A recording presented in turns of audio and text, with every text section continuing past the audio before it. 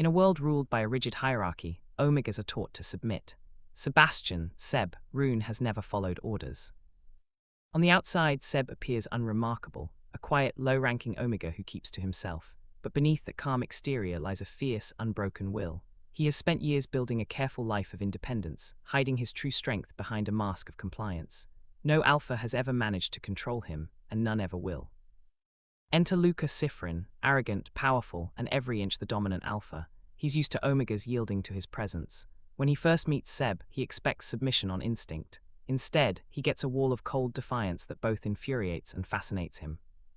What begins as a clash of wills, Luca trying to assert dominance, Seb refusing to bow, slowly shifts into something neither of them understands.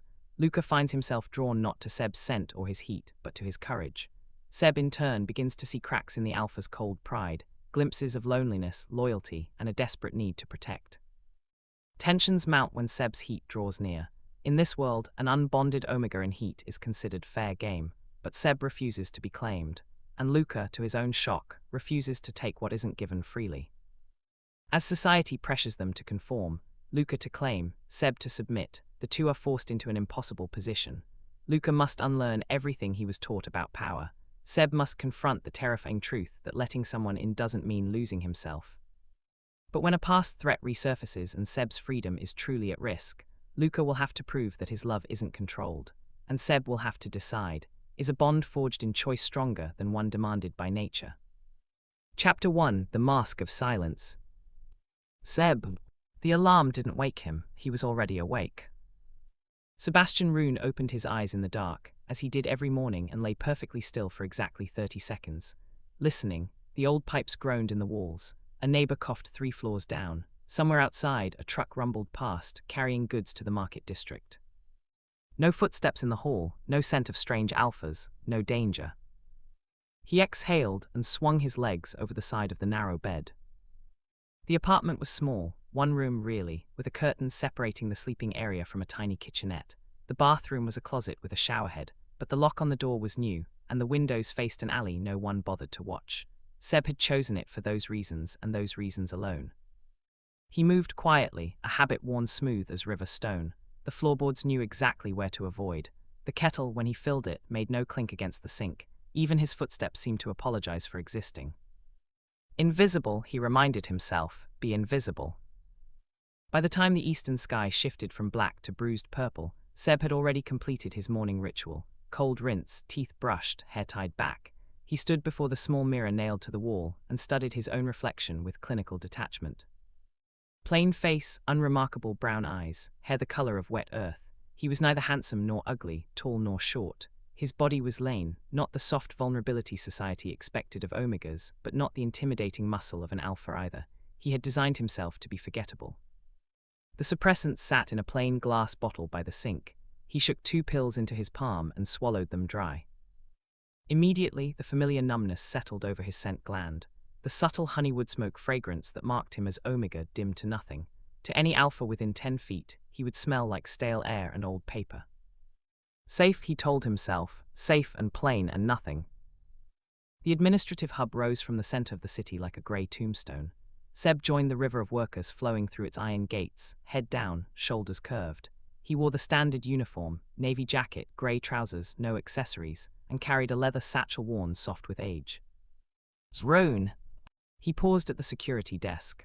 The guard was an alpha named Corvin, thick-necked and bored. His eyes scraped over Seb like sandpaper. Late again. Seb glanced at the clock. 6:47. His shift started at 7:00. 13 minutes early, sir. Corvin grunted. His nostrils flared slightly, a reflexive attempt to sense Seb's emotional state. Seb had learned years ago to feel nothing when alphas did that. No fear, no defiance, just polite, blank emptiness. Move along. Seb walked. His spine did not uncurl until he reached the basement floor, where the records office lived in a maze of grey filing cabinets and flickering fluorescent lights. His desk was the smallest one, tucked into the corner farthest from the window, exactly where he wanted it. The morning passed in the usual way, sorting inheritance files, cross-referencing birth registries, stamping approved or DNIED on forms he never fully read. The work was mindless, which was the point. Mindless work meant no one paid attention to the worker. At 10:17, the door to the records office opened. Seb didn't look up immediately. He had learned to track people by sound and scent, or lack thereof. This newcomer moved with deliberate quiet, but his footsteps were too even, too controlled. Military training, and his scent. Seb's hand paused on a file folder. The man smelled like winter. Not cold exactly, but crisp, pine and frost and something underneath, smoke from a very old fire. Alpha, definitely alpha, but different from the others. Most alphas broadcast their presence like a shout. This one whispered. Sebastian Rune. Seb lifted his gaze. The man standing in the doorway was young, younger than Seb expected for someone with that kind of presence. 25, maybe 26. Tall, broad-shouldered, with dark hair swept back from a sharp, beautiful face. His eyes were the color of storm clouds, grey with flecks of silver that caught the cheap fluorescent light and made it look expensive. He wore the black and silver uniform of an Alpha commander. Seb recognized the rank insignia on his collar. It was the second highest in the territory. Speaking, Seb said. The Alpha's gaze swept the room, assessing exits, threats, weaknesses before returning to Seb. His nostrils flared once, twice. A faint crease appeared between his brows. He can't scent me, Seb realized with a small, private satisfaction. The suppressants are holding. I'm Lucas Sifrin. The Alpha stepped forward and the room seemed to shrink around him. Not because he was trying to intimidate, Seb didn't think he was, but because his sheer presence took up space like a physical object. I'm conducting a territory-wide audit of administrative records. Your department is first. Seb nodded slowly. The supervisor's office is on the second floor. I know where the supervisor's office is. Lucas circled the edge of the room, trailing one gloved finger along the top of a filing cabinet. I came down here first. A pause. Seb waited. You've been in this position for 6 years, Luca continued, still not looking at him. Top marks in efficiency, 0 write-ups, 0 promotions, 0 requests for transfer. He turned. Those grey eyes pinned Seb in place. Most people would call that unambitious. I call it deliberate. Seb's heart bumped once against his ribs. He forced it still. I like consistency, he said evenly. Routine. Do you? Luca moved closer. Not fast. He wasn't cornering Seb, but he was testing something. Seb could feel it like a hand hovering just above his skin. You know what I find interesting, Sebastian. Seb, he wanted to say. No one calls me Sebastian, but he held his tongue. Luca stopped at the edge of Seb's desk, close enough that Seb could see the fine stitching on his gloves, close enough that, if Seb's scent glands were active, he would smell like honey and wood smoke and Omega in reach. You don't smell like anything, Luca said quietly. Seb tilted his head, the picture of polite confusion. I showered this morning, Commander, if there's an odor. Not that kind of smell. Luca's gaze dipped to Seb's neck, to the gland hidden beneath his collar, then back to his face. You're an Omega. I can tell by the shape of your jaw, the way you breathe, the way your pupils dilated when I walked in, but I can't scent you, and I've never met an Omega who could hide their scent without assistance. The silence stretched like a wire. Seb smiled. It was a small smile, empty of warmth. The smile he gave to landlords and security guards, and anyone who needed to see a harmless, slightly timid Omega. I'm sure I don't know what you mean, Commander Sifrin. We're all entitled to our privacy. For a long moment, Luca just looked at him. Then unexpectedly, the corner of his mouth curved, not a smirk, something closer to genuine interest, sharp and bright as broken glass. No, Luca said softly. I don't suppose you'd admit it if you did. He stepped back, the pressure in the room eased. Seb's lungs remembered how to work. I'll be auditing your work personally for the next several weeks, Luca said, moving toward the door. I expect full cooperation. Of course, Commander. Luca paused at the threshold. He didn't turn around. Sebastian. Seb's fingers tightened on the file folder. What are you hiding? The question hung in the stale air like smoke from that old fire. Seb waited 3 beats, long enough to seem thoughtful, not long enough to seem guilty. Nothing worth finding, he said. Luca Sifrin walked out. The door clicked shut. Seb stared at it for 5 full seconds. Then he set down the file folder, carefully, so his trembling hands wouldn't show, and picked up his pen.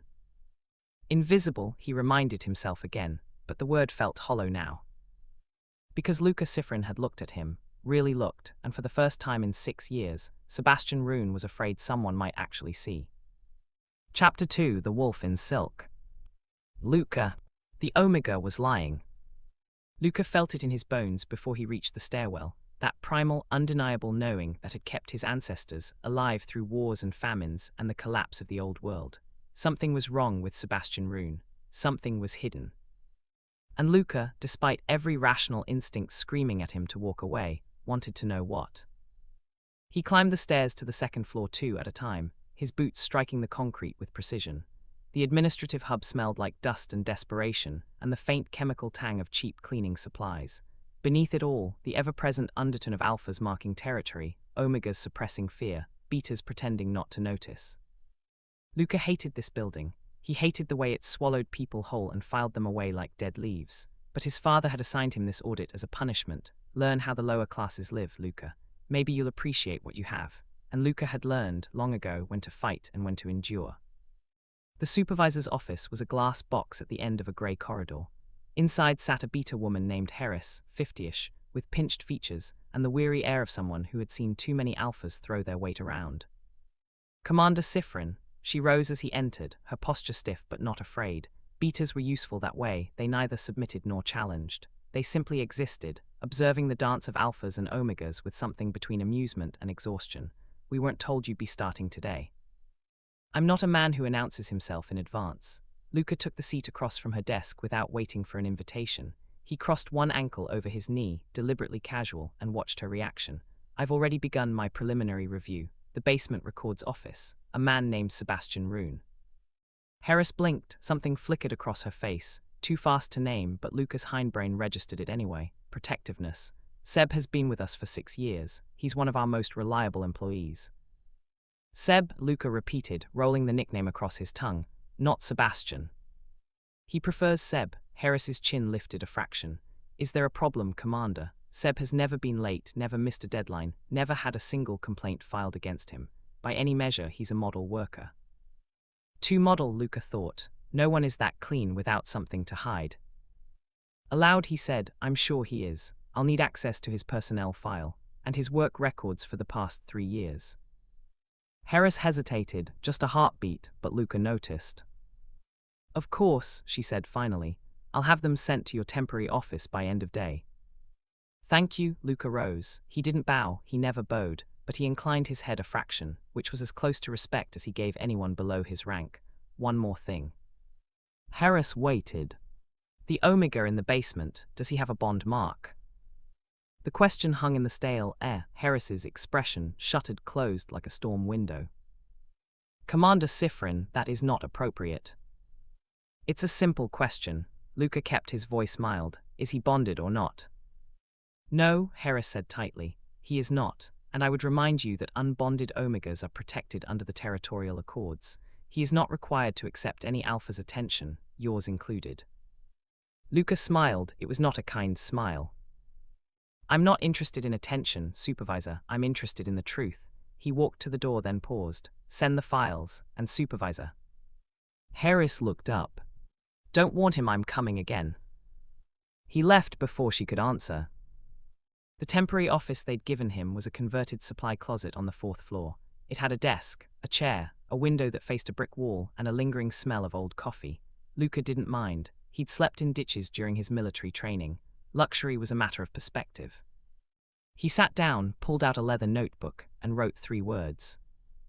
Sebastian Seb Rune. Then he stared at the name until his vision blurred. What are you hiding? The question echoed in his skull like a bell. It shouldn't matter. Luca had met hundreds of omegas, thousands probably, at parties and functions and the endless social obligations that came with being a Sifrin heir. Some were beautiful, some were cunning, some were so perfectly submissive that Luca wanted to shake them awake and ask, don't you want more than this? But Seb was different. Seb looked at him like he was calculating escape routes.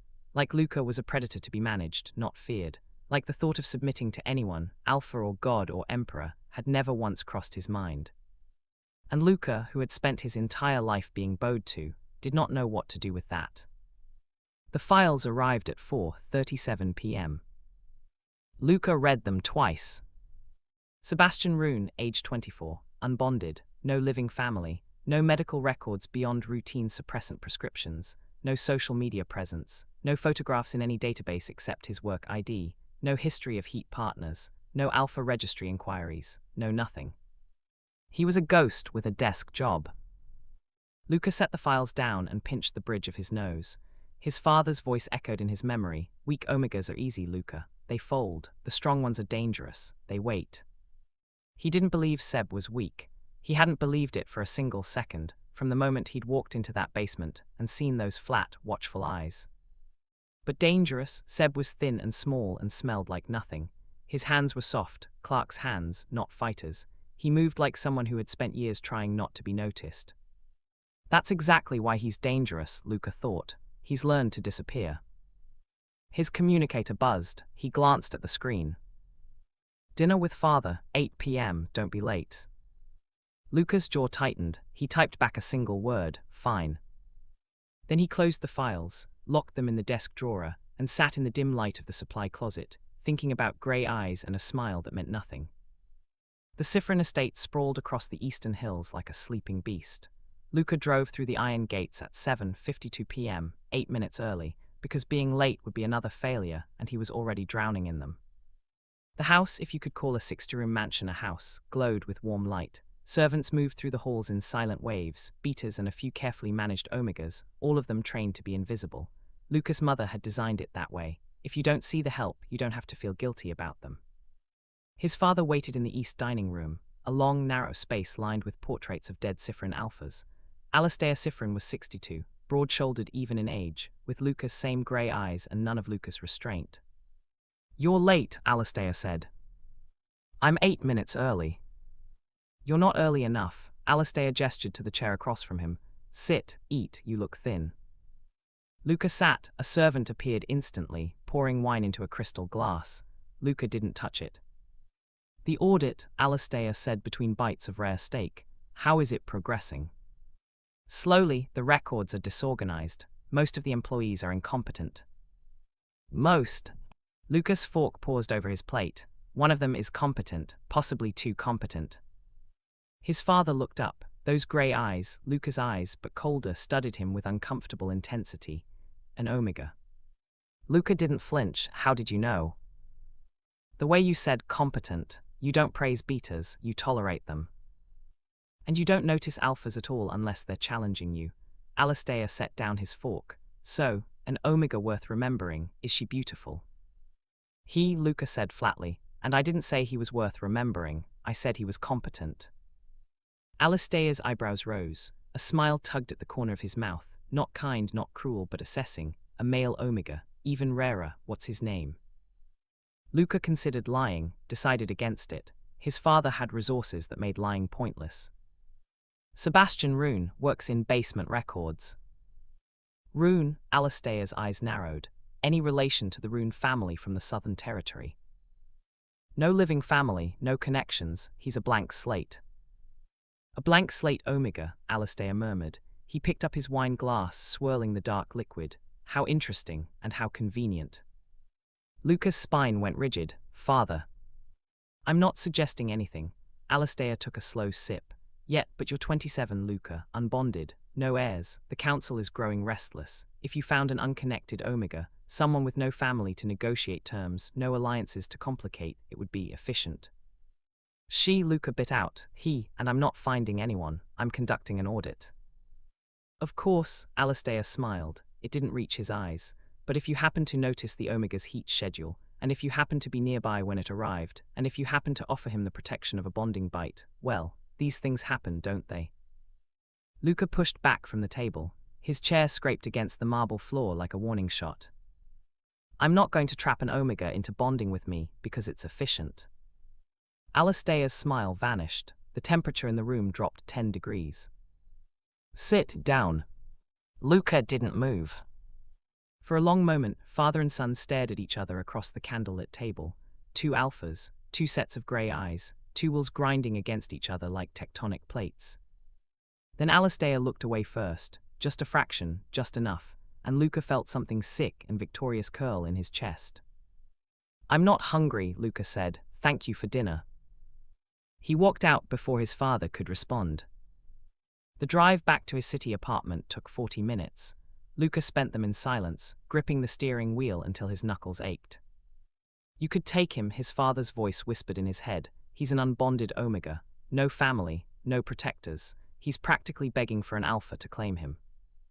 Luca slammed his palm against the steering wheel. No, that wasn't true. Seb wasn't begging for anything. Seb was surviving, there was a difference, and Luca, who had watched his mother fade into a ghost under his father's protection, knew it better than most. He pulled into his parking garage and sat in the dark for a long time. Then he pulled out his communicator and sent a message to Harris, the supervisor.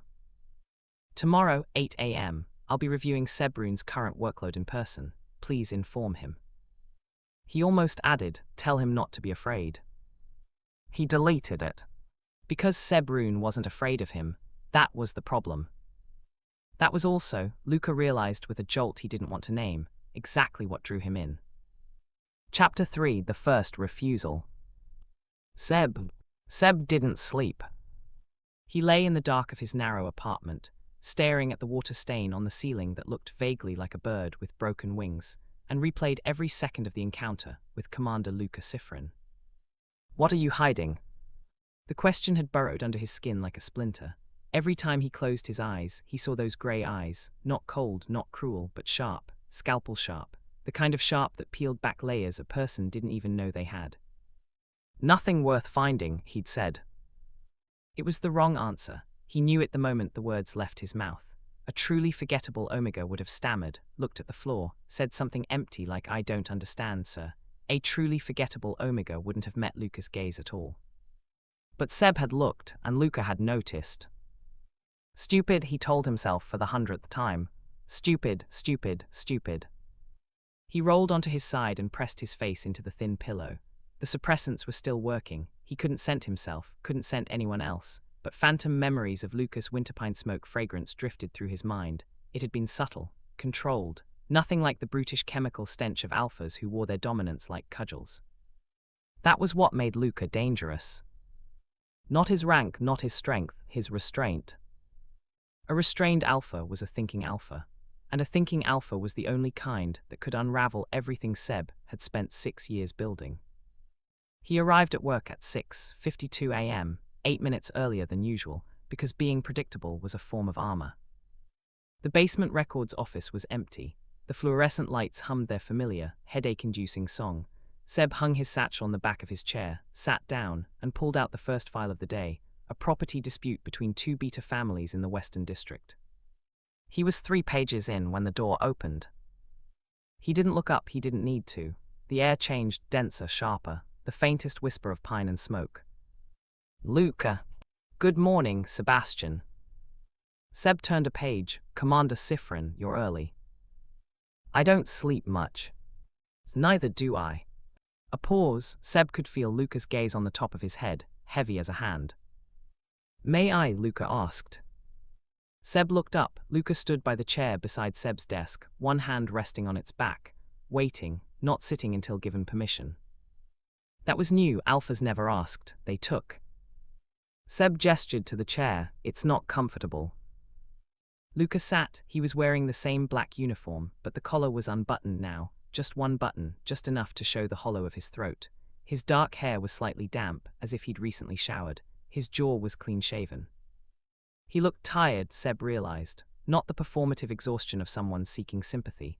Genuine, bone-deep tiredness, the kind that came from carrying something heavy for too long. Not my problem, Seb told himself firmly. I reviewed your personnel file, Luca said without preamble. You've taken exactly 4 sick days in 6 years. You've never requested a raise, a transfer, or a promotion.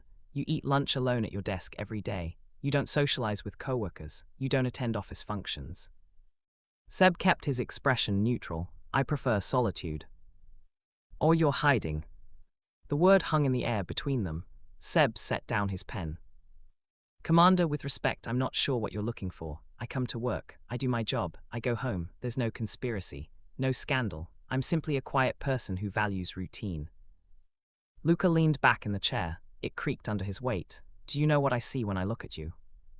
Run, every instinct whispered. Get up, walk out, disappear.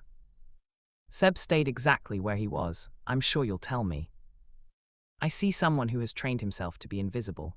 Luca's voice was soft, almost gentle. The softness made it worse. Someone who calculates every word, every gesture, every breath. Someone who is waiting. Waiting for what? For me to leave, for the danger to pass, for permission to exist. Luca tilted his head, those grey eyes never blinking. But here's the thing, Sebastian. I don't think you're waiting for permission. I think you're waiting for an opportunity. Seb's heart hammered against his ribs. He forced his breathing to stay even. You have quite an imagination, Commander. Do I? Luca smiled. It was a small smile, almost sad. I've met a lot of Omegas. The broken ones, the ones who have given up, they have a specific look. Empty eyes, slumped shoulders, the sense that they've already died inside. He paused. You don't have that look. Maybe I'm just well rested. Luca laughed. It was an unexpected sound, low and rough, like gravel being shifted. It transformed his face entirely. The sharp edges softened. The grey eyes warmed to something closer to silver. Seb stared at him. No, he thought fiercely. You don't get to be charming. You don't get to be human. You're an alpha. You're the enemy. But the thought rang hollow, even inside his own head. The morning passed in excruciating awareness.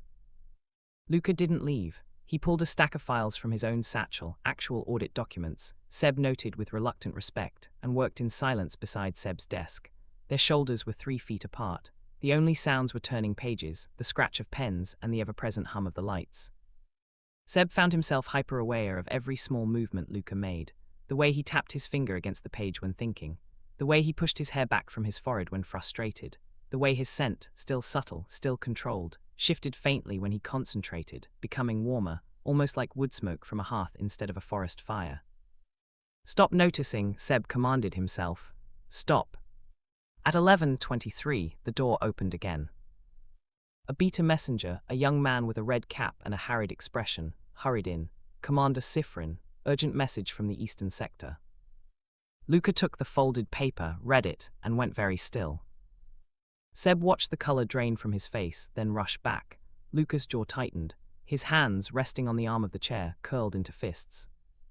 I have to go, Luca said. His voice was clipped, professional, but something beneath it trembled. Eastern border incident. I'll be gone for at least a week. Seb nodded. I'll have the quarterly reports ready for your return. Luca stood. He looked down at Seb for a long moment. Long enough to be uncomfortable, long enough to mean something. Sebastian. Seb waited. Be careful. It wasn't a threat, it wasn't a command. It was something closer to a plea, and that was infinitely more terrifying. Luca left, the door clicked shut, his footsteps faded up the stairs. Seb sat perfectly still for 60 seconds. Then he put his head in his hands and breathed. The week without Luca was supposed to be a relief. It wasn't. Seb told himself he was grateful for the silence, the absence of those piercing grey eyes, the freedom to exist without being seen. He worked his shifts. He ate his lunches alone. He returned to his apartment each evening and performed his rituals. Suppressants at dusk, door bolted, window locked, lights off by 9. But at night, lying in the dark, he found himself listening for footsteps that weren't there. Ridiculous, he thought. He's an alpha. He's dangerous. He didn't know what Luca was. That was the problem. On the 5th night, someone knocked on his apartment door. Seb went rigid. No one visited him.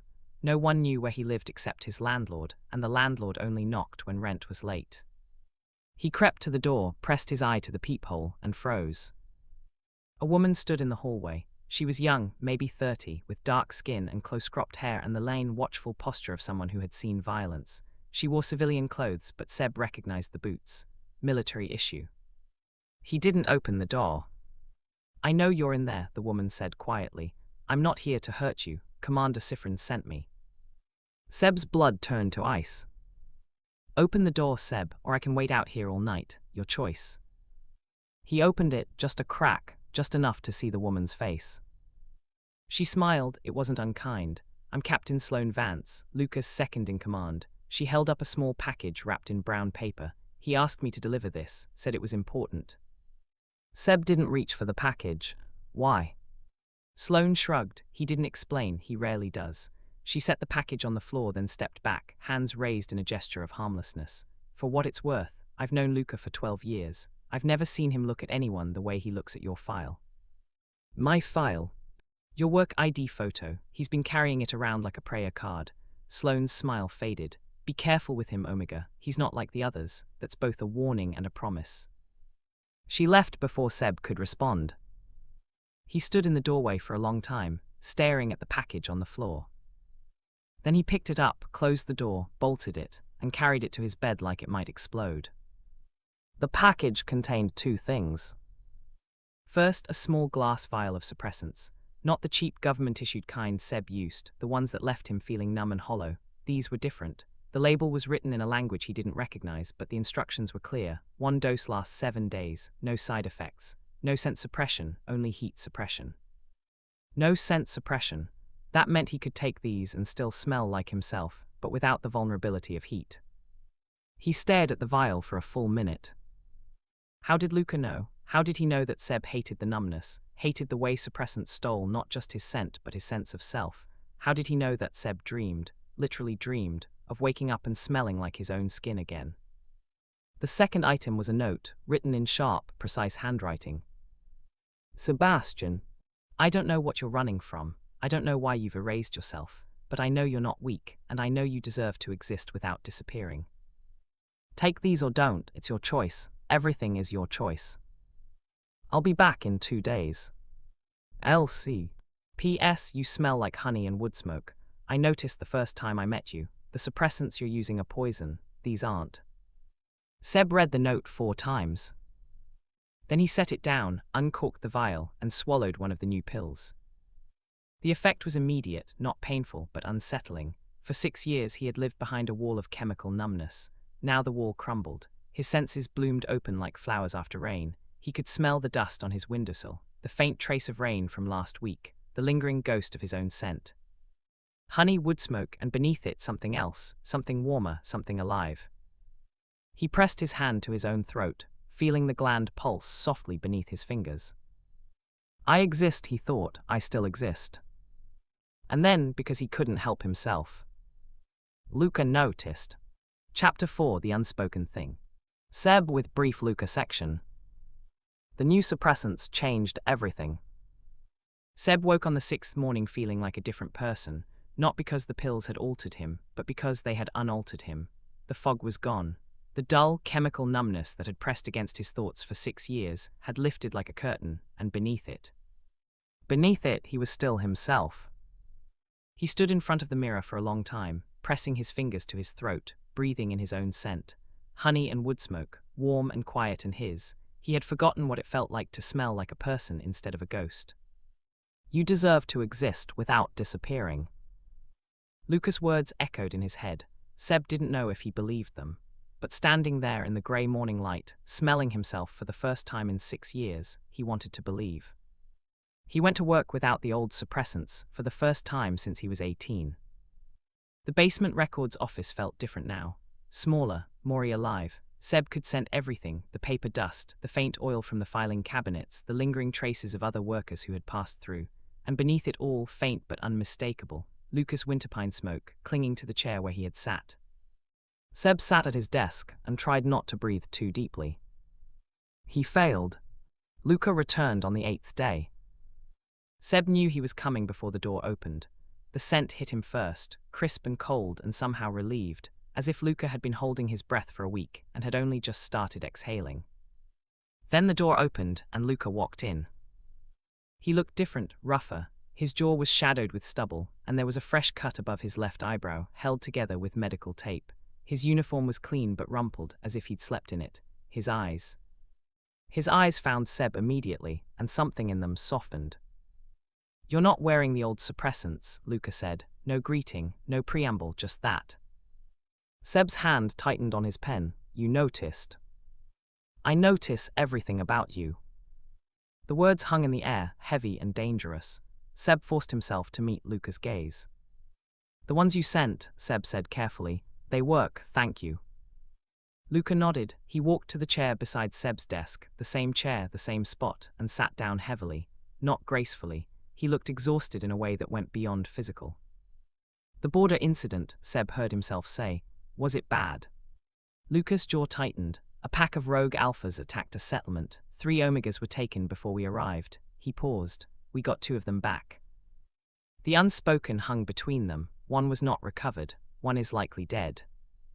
Seb felt something cold settle in his chest. Rogue alphas, Omega trafficking. It was the nightmare every unbonded Omega lived with, the reason suppressants existed, the reason Seb had spent 6 years trying to be invisible. I'm sorry, Seb said quietly. Luca looked at him, really looked. Those grey eyes travelled over Seb's face, his jaw, his throat, the faint pulse beating there, and Luca's scent shifted. The winterpine sharpened. Beneath it, something warmer stirred, something that made Seb's hindbrain sit up and pay attention. Protect, the Omega part of him whispered. He wants to protect you. Seb crushed the thought before it could bloom. At noon, Luca said, come eat lunch with me. Not an order, a question disguised as a statement. Seb could hear the difference now, the slight lift at the end, the way Luca's shoulders tensed as he waited for an answer. Seb should have said no. I eat at my desk, Seb said. Today you don't. Seb looked at him. Luca held his gaze, unblinking. There was no threat in his posture, no dominance in his scent, just patience, waiting. Say no, Seb told himself. You know how to say no. You've said no to 100 alphas. But Luca wasn't 100 alphas. Luca had sent him suppressants that didn't poison him. Luca had stood outside a door during Seb's heat and done nothing. Luca had written, everything is your choice. Fine, Seb heard himself say, one lunch. Luca's smile was small and brief, but it transformed his face entirely. They ate on the roof. Seb didn't even know the roof was accessible. Luca led him up a narrow staircase, through a door that should have been locked, but wasn't, and onto a flat expanse of gravel and old HVAC units. The city spread out below them, grey buildings, distant smoke, the silver thread of the river cutting through everything. No one else was there. Luca sat on the edge of a concrete ledge, pulled out a simple meal from a paper sack, bread, cheese, and apple, and split everything in half without asking. He handed Seb the larger portion. Seb took it, he didn't know why. They ate in silence for a while. The city hummed below them. The wind carried the scent of rain from somewhere far away. Why did you send me those suppressants? Seb asked finally. Luca chewed a piece of bread, swallowed, and took his time answering. Because the ones you were using are slowly shutting down your scent glands. Another year or 2 and you wouldn't be able to scent anything at all. Not yourself, not others, not danger. Seb went still. How do you know that? Because I read the research after I saw you. Luca set down his bread. His grey eyes were serious now, almost sad. The government-issued suppressants are designed to be cheap, not safe. They're meant to control Omegas, not help them. The long-term effects are almost never discussed because the people in power don't want Omegas to have alternatives. The people in power, Seb repeated slowly, like your family. Luca flinched. It was barely visible, a tightening around his eyes, a slight pull at his mouth, but Seb saw it. Yes, Luca said quietly, like my family. The confession hung between them. Seb realized with a jolt that Luca was telling him something dangerous, something that could be used against him, something that could cost him his rank, his status, his place in the hierarchy. Why are you telling me this? Seb asked. Luca turned to face him fully. The wind caught his dark hair, pushing it back from his forehead. The cut above his eyebrow was stark and red against his pale skin. Because I'm tired of lying, Luca said.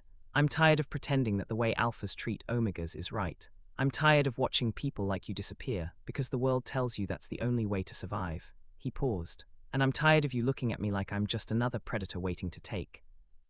Seb's throat tightened. Isn't that what you are? Seb asked. His voice came out rougher than he intended. You're an alpha. You were raised to take your father. My father is a monster.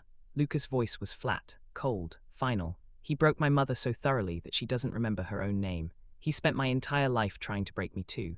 And I have spent every day since I was 16 pretending to be what he wants so that I can survive long enough to tear it all down. Seb stared at him. The wind howled between the HVAC units. You want to tear it down, Seb repeated. Someone has to. Luca met his gaze. And I've been looking for years for something, someone, a reason to fight instead of just endure. He exhaled, long and slow. Then I walked into a basement records office and found an Omega who didn't flinch when I stood too close, who met my eyes and told me there was nothing worth finding, who has been hiding for 6 years because hiding was the only way to stay free. Luca's hand moved, not reaching for Seb, just resting on the ledge between them. Close, so close.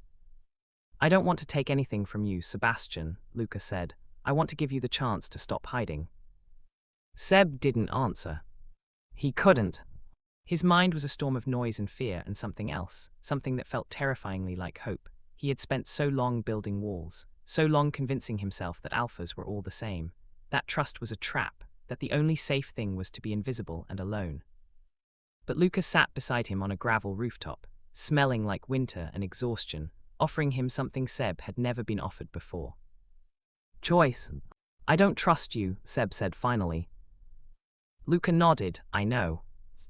I don't trust anyone. I know that too. Seb's hands were trembling. He pressed them flat against the concrete to hide it. I've been hiding for 6 years, Seb said. I can't just stop because an alpha gave me a bottle of pills and a sad story. Luca didn't look away. I'm not asking you to stop. I'm asking you to let me stand beside you while you figure out how. That's the same thing. No, Luca shook his head. It's not. Stopping would mean giving up your defenses. Standing beside you means I help carry them. He paused. You don't have to trust me. You don't have to like me. You just have to let me stay. Seb looked out at the city, grey and sprawling, and full of alphas who would take if given the chance. But Luca wasn't asking to take. I need to think, Seb said. Luca rose. He gathered the remains of their lunch, folded the paper sack neatly, and tucked it into his pocket. I'll be downstairs, Luca said. Take all the time you need. He walked to the door, then paused. Sebastian. Seb looked up. You smell like honey again, Luca said quietly. It's good to know you're still there. He left.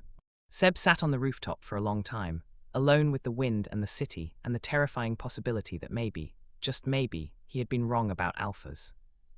Chapter 5: The Scent of Honey. Seb with brief Luca section.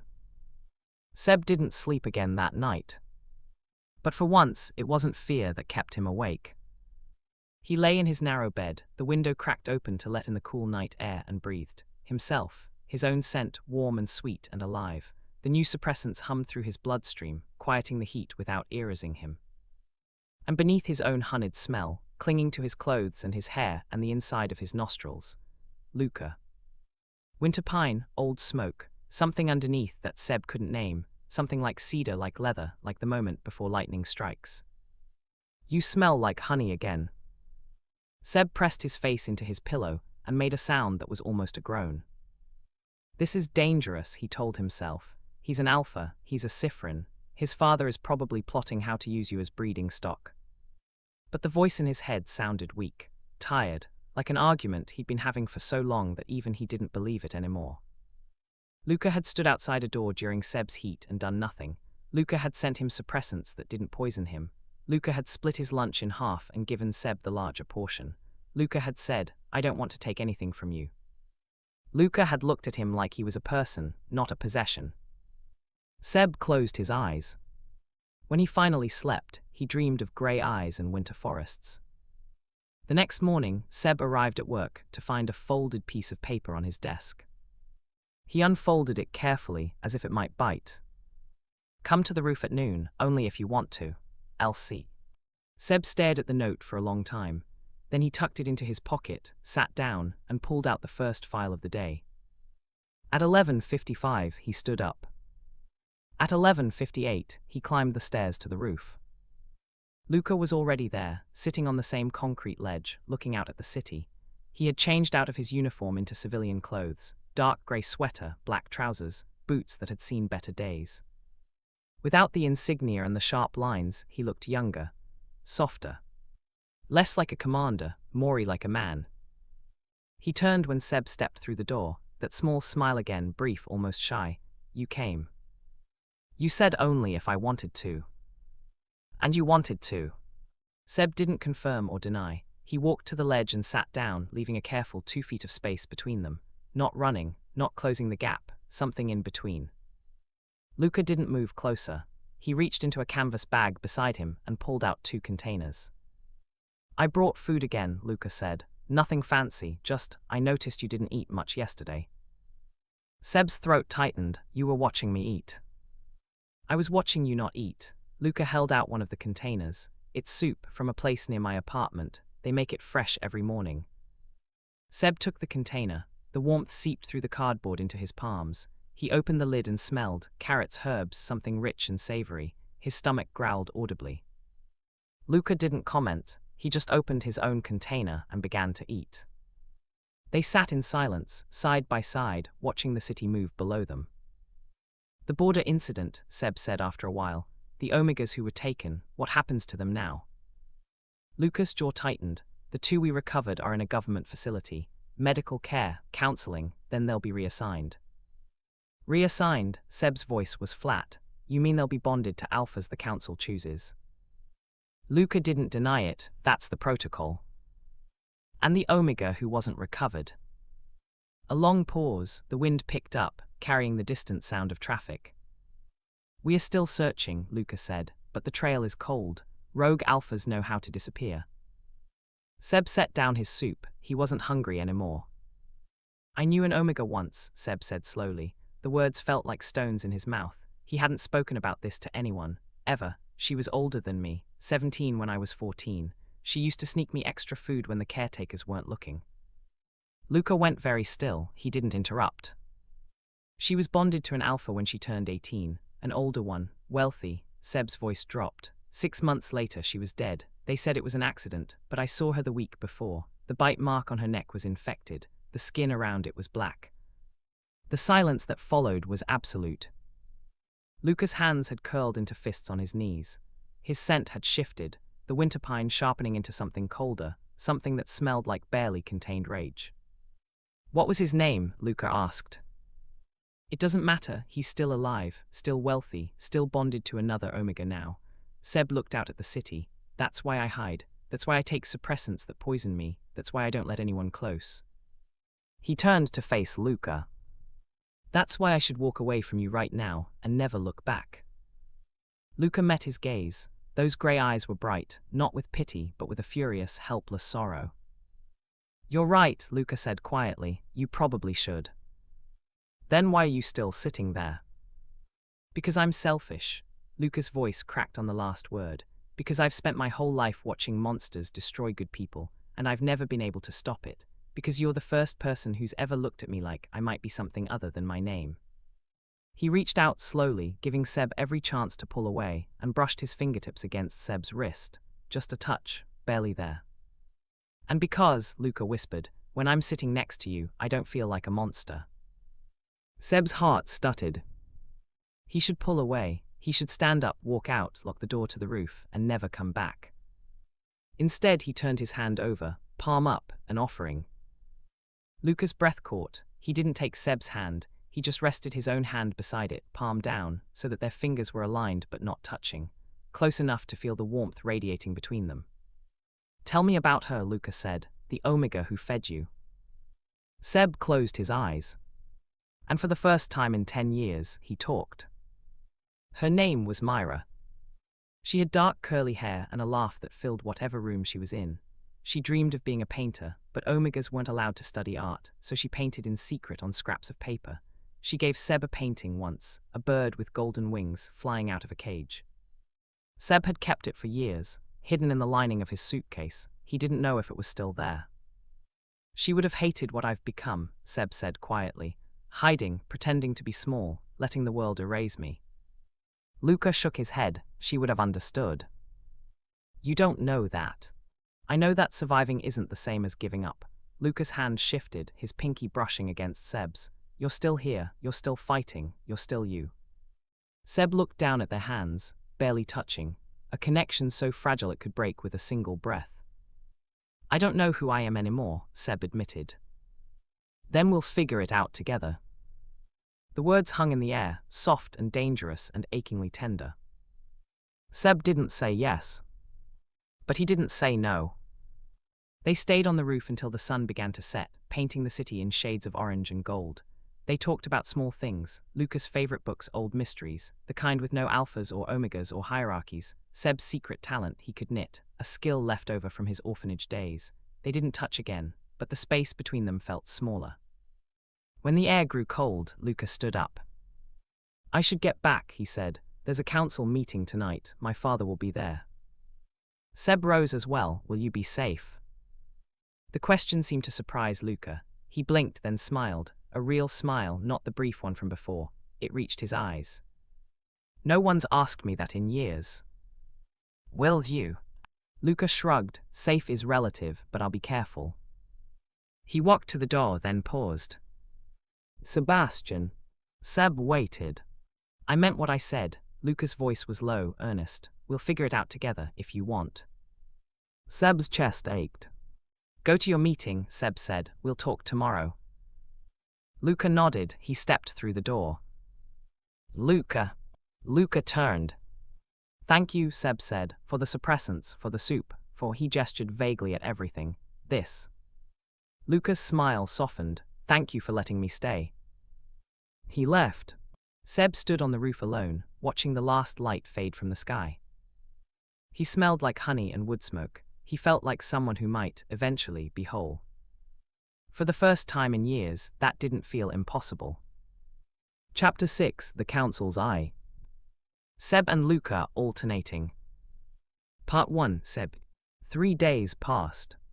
3 days of rooftop lunches and careful conversations, and hands that almost touched but never quite did. 3 days of Seb waking up to his own honey scent and not reaching for the old suppressants. 3 days of learning to exist without disappearing. It terrified him. Not Luca. Luca was still patient, still gentle, still asking permission before every small step. What terrified Seb was how natural it felt, how quickly the walls he'd spent 6 years building had begun to develop cracks, how easily Luca's winterpine scent had become something familiar, something safe. Dangerous, Seb reminded himself every morning. This is dangerous. But he kept climbing the stairs to the roof at noon. On the 4th day, everything changed. Seb was at his desk, sorting through a stack of inheritance files, when the basement door opened.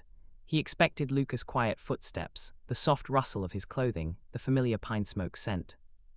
Instead, 4 alphas walked in. They were not Luca. Seb's body reacted before his mind caught up. His shoulders curved inward, his gaze dropped to his desk. His scent, he couldn't suppress it anymore, not with the new pills, pulled tight against his skin, honey turning sharp with fear. Invisible, he told himself frantically. Be invisible, be nothing, be.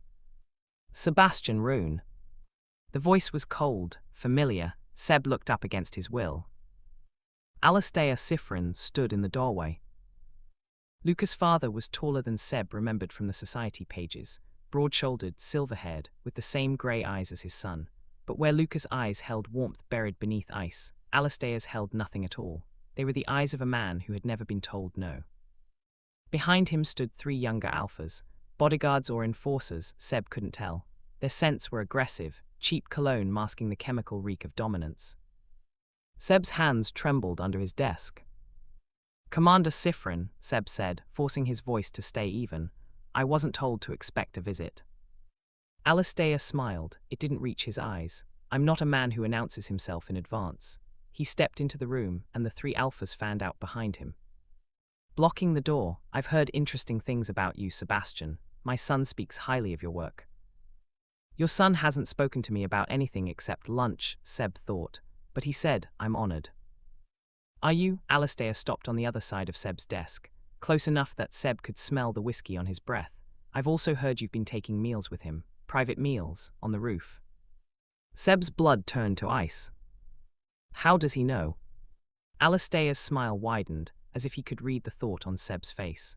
I have eyes everywhere, little Omega. Did you think my son's little rebellion went unnoticed? I don't. You don't what? You don't know what I'm talking about. Alastair leaned down, bracing his hands on Seb's desk. His scent flooded the space between them, old wood, expensive tobacco, and beneath it something rotten. My son has been refusing to bond for years, refusing to produce an heir, refusing to do his duty, and now he's spending every afternoon with an unbonded Omega who smells like honey and defiance. Seb's heart pounded. His flight instinct screamed at him to run, but the door was blocked and the walls were close and there was nowhere to go. I'm just a records clerk, Seb said. Your son is auditing my department, that's all. Alastair laughed. It was an ugly sound. You're a terrible liar, Omega, but that's all right. I don't need you to tell the truth. He straightened up and pulled something from his jacket pocket, a small data chip, no larger than Seb's thumbnail. This contains your medical history, your heat schedule, your suppressant prescriptions.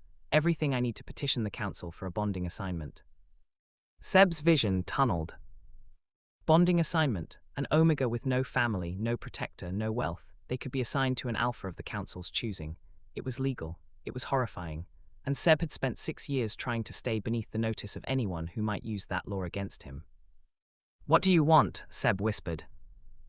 Alistair's smile turned predatory. "I want you to convince my son to bond with you." Seb stared at him.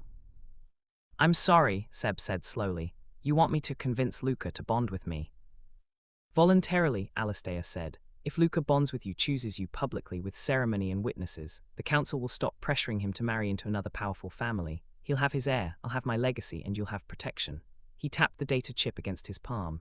"Refuse, and I'll file this petition tonight. You'll be bonded to one of my allies within the month. Trust me, you don't want that." Seb's stomach turned. "He's using me as a tool, a solution to his problem with Luca." "You're offering me a cage either way," Seb said quietly. Alistair's eyes glittered.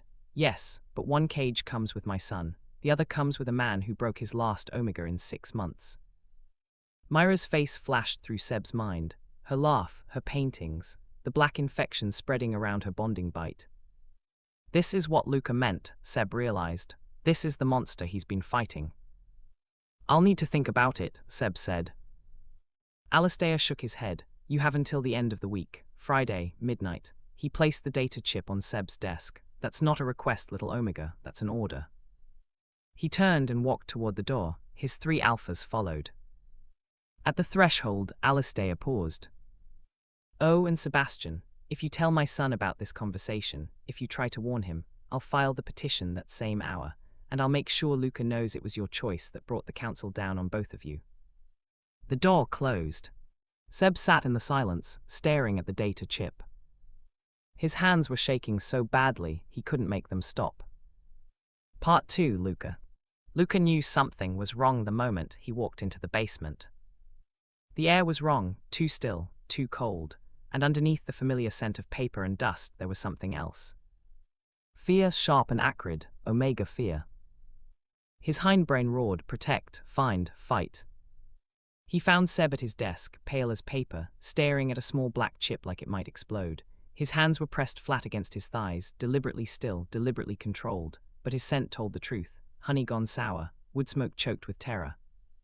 Seb, Luca crossed the room in 3 strides. He didn't touch, he'd learned that much, but he knelt beside Seb's chair, putting himself lower than the Omega's eye level. Non-threatening, safe. What happened? Seb didn't look at him. "Your father was here." The words hit Luca like a physical blow. His blood turned to ice. "When?" "An hour ago, he brought 3 alphas. They blocked the door." Seb's voice was flat, hollow. "He knows about the roof. He knows about the lunches. He knows about the suppressants, I think. He has my medical records." Luca's hands curled into fists. His claws, he hadn't lost them, no matter how much he wished, pressed against his palms, drawing blood. "What did he want?" Seb laughed. It was a broken, terrible sound. "Everything. He wants you to bond with me. Voluntarily," he said. "A public ceremony, an heir for the family." Seb finally turned to look at Luca. His eyes were red-rimmed, but he wasn't crying. "If I refuse, he'll petition the council to assign me to one of his allies, someone who breaks Omegas." Luca's vision went red. "Kill," his alpha snarled. "Kill him, kill them all, protect." But he couldn't. Alistair Sifrin was untouchable, protected by wealth, by rank, by a system Luca had spent his whole life learning to navigate. One wrong move and his father would destroy them both. "He told me not to warn you," Seb continued.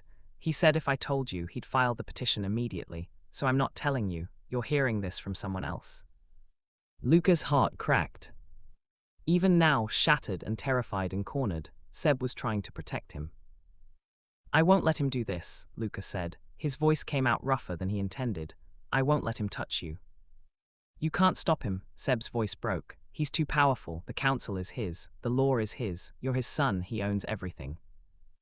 "Not me." Luca reached out slowly, giving Seb every chance to pull away, and took Seb's trembling hands in his own. "He doesn't own me, Seb, and he doesn't own you." Seb stared down at their joined hands. His fingers were cold. "What are we going to do?" Seb whispered. Luca didn't have an answer. But he held on anyway. That night, Luca sat in his dark apartment and made a list. Allies, his sister Mirabelle, still in the family estate but secretly loyal to him. Captain Sloane Vance, his second-in-command, who had followed him through worse than this. A few council members who owed him favors. A handful of betas and omegas who had reason to hate Alastair Cyphrin. Resources, hidden accounts his father didn't know about. A safe house in the Northern Territory. Contacts in the underground network that helped omegas escape unwanted bondings. Risks, if he moved too fast, his father would retaliate. If he moved too slow, Seb would be assigned to a monster. If he involved the authorities would side with his father. Luca stared at the list until the words blurred. Then he picked up his communicator and sent a single message. Sloane, tomorrow 6 a.m, we need to talk. Her response came within seconds. I'll bring coffee, you're going to need it. Luca set down the communicator and closed his eyes. Behind his lids he saw Seb's face, pale and terrified and still, somehow, still looking at Luca like he wasn't a monster. I won't let you down, Luca promised silently. I swear it. Chapter 7, The Strategy of Survival. Seb and Luca alternating. Part 1, Seb. Seb didn't go home that night. He couldn't. The thought of his tiny apartment, the thin walls, the window that faced the alley, the door with its flimsy lock, made his stomach clench with terror. Alastair knew where he lived. Alastair knew everything. So when Luca said, "Come home with me," Seb didn't say no. Luca's apartment was nothing like Seb expected. No marble floors, no crystal chandeliers, no servants lurking in corners. Instead, the space was warm and cluttered, books stacked on every surface, a worn leather couch draped with blankets, kitchen counters covered in half-empty mugs. It smelled like Luca, pine and smoke and something softer underneath, something that smelled like home, though Seb had never had one. The guest room is down the hall, Luca said, hanging his jacket on a hook by the door. But honestly, the couch is more comfortable. I fall asleep there most nights anyway. Seb stood in the middle of the living room, feeling like a trespasser. I don't want to impose. Luca turned to look at him. Those grey eyes were soft in the dim light. Seb, you're not imposing, you're here. That's where I want you. The words settled into Seb's chest like warm tea. Okay, Seb said quietly, the couch then. They didn't talk about Alastair. Not at first. Instead, Luca made tea, real tea, loose leaves in a ceramic pot, nothing like the bitter powder Seb usually drank, and they sat on opposite ends of the couch, their feet almost touching in the middle. The city hummed outside the window. The clock on the wall ticked. I used to have a cat, Luca said suddenly. When I was 12, a little grey thing I found in the stables. I hid her in my room for 3 weeks. Seb blinked. What happened? My father found her. He said pets were for weaklings. Luca's jaw tightened. He made me watch while one of his guards drowned her in a bucket. The tea turned bitter in Seb's mouth. I'm sorry, Seb said. Luca shrugged, but the motion was stiff. I learned something that day. My father doesn't just want obedience. He wants to destroy anything that makes you human. Love, compassion, connection. He looked at Seb. That's why he's so threatened by you. By me, Seb let out a startled laugh. I'm nobody. You're his, Luca's voice dropped. Not his Omega, not his property, his son's something. He doesn't know what to call it, but he knows I care about you, and anything I care about he wants to destroy. The words hung in the air. I care about you. Luca had said it, casually, like it was obvious, like it didn't terrify Seb down to his bones. You barely know me, Seb whispered. I know enough. Luca set down his tea and turned to face Seb fully. I know you survived something that should have broken you. I know you spent 6 years hiding so you could stay free. I know you smell like honey when you're happy and smoke when you're angry and rain when you're sad. He paused. I know you're the bravest person I've ever met. Seb's eyes burned. That's not brave, he said. That's just surviving. Sometimes that's the same thing. Part 2, Luca. They fell asleep on the couch. Luca woke first, as he always did, to the grey light of early morning and the unfamiliar weight of another person's warmth beside him. Sometime during the night, Seb had shifted in his sleep. His head rested on Luca's shoulder. His hand lay open on Luca's chest, right over his heart. Luca didn't move. He lay perfectly still, breathing in the honeywood smoke scent of Seb's hair, and let himself feel something he'd never allowed before. Hope. It was dangerous. Hope was the first thing his father had beaten out of him, back when he was small and still believed in things like justice and fairness. Hope made you vulnerable. Hope made you trust. Hope made you lower your guard, and lowering your guard meant getting hurt. But lying there, with Seb's heartbeat echoing through his own chest, Luca couldn't remember why he'd ever thought Hope was the enemy. Seb woke an hour later. Luca felt the exact moment, the slight stiffening of Seb's body, the sharp inhale, the way his scent flickered from warm honey to startled smoke.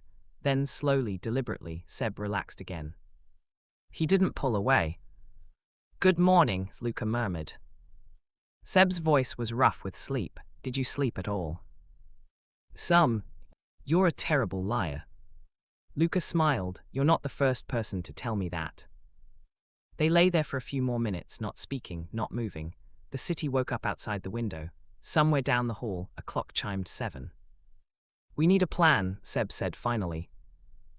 Luca nodded. "Sloane is coming at 8. She knows things, secrets about my father's business dealings, things that could bring him down if we use them right." Seb lifted his head. His eyes were clear now, focused. The fear from yesterday was still there. Luca could scent it beneath the honey, but it had been joined by something else. Determination. "You've been planning this for a while," Seb said. It wasn't a question. Luca met his gaze. "I've been planning to destroy my father since I was 12 years old. I just never had a reason to actually do it before. And now you do." Luca reached up and brushed a strand of hair from Seb's forehead. The touch was feather-light, an offering, not a claim. "Now I have everything to lose." Part 3, Seb.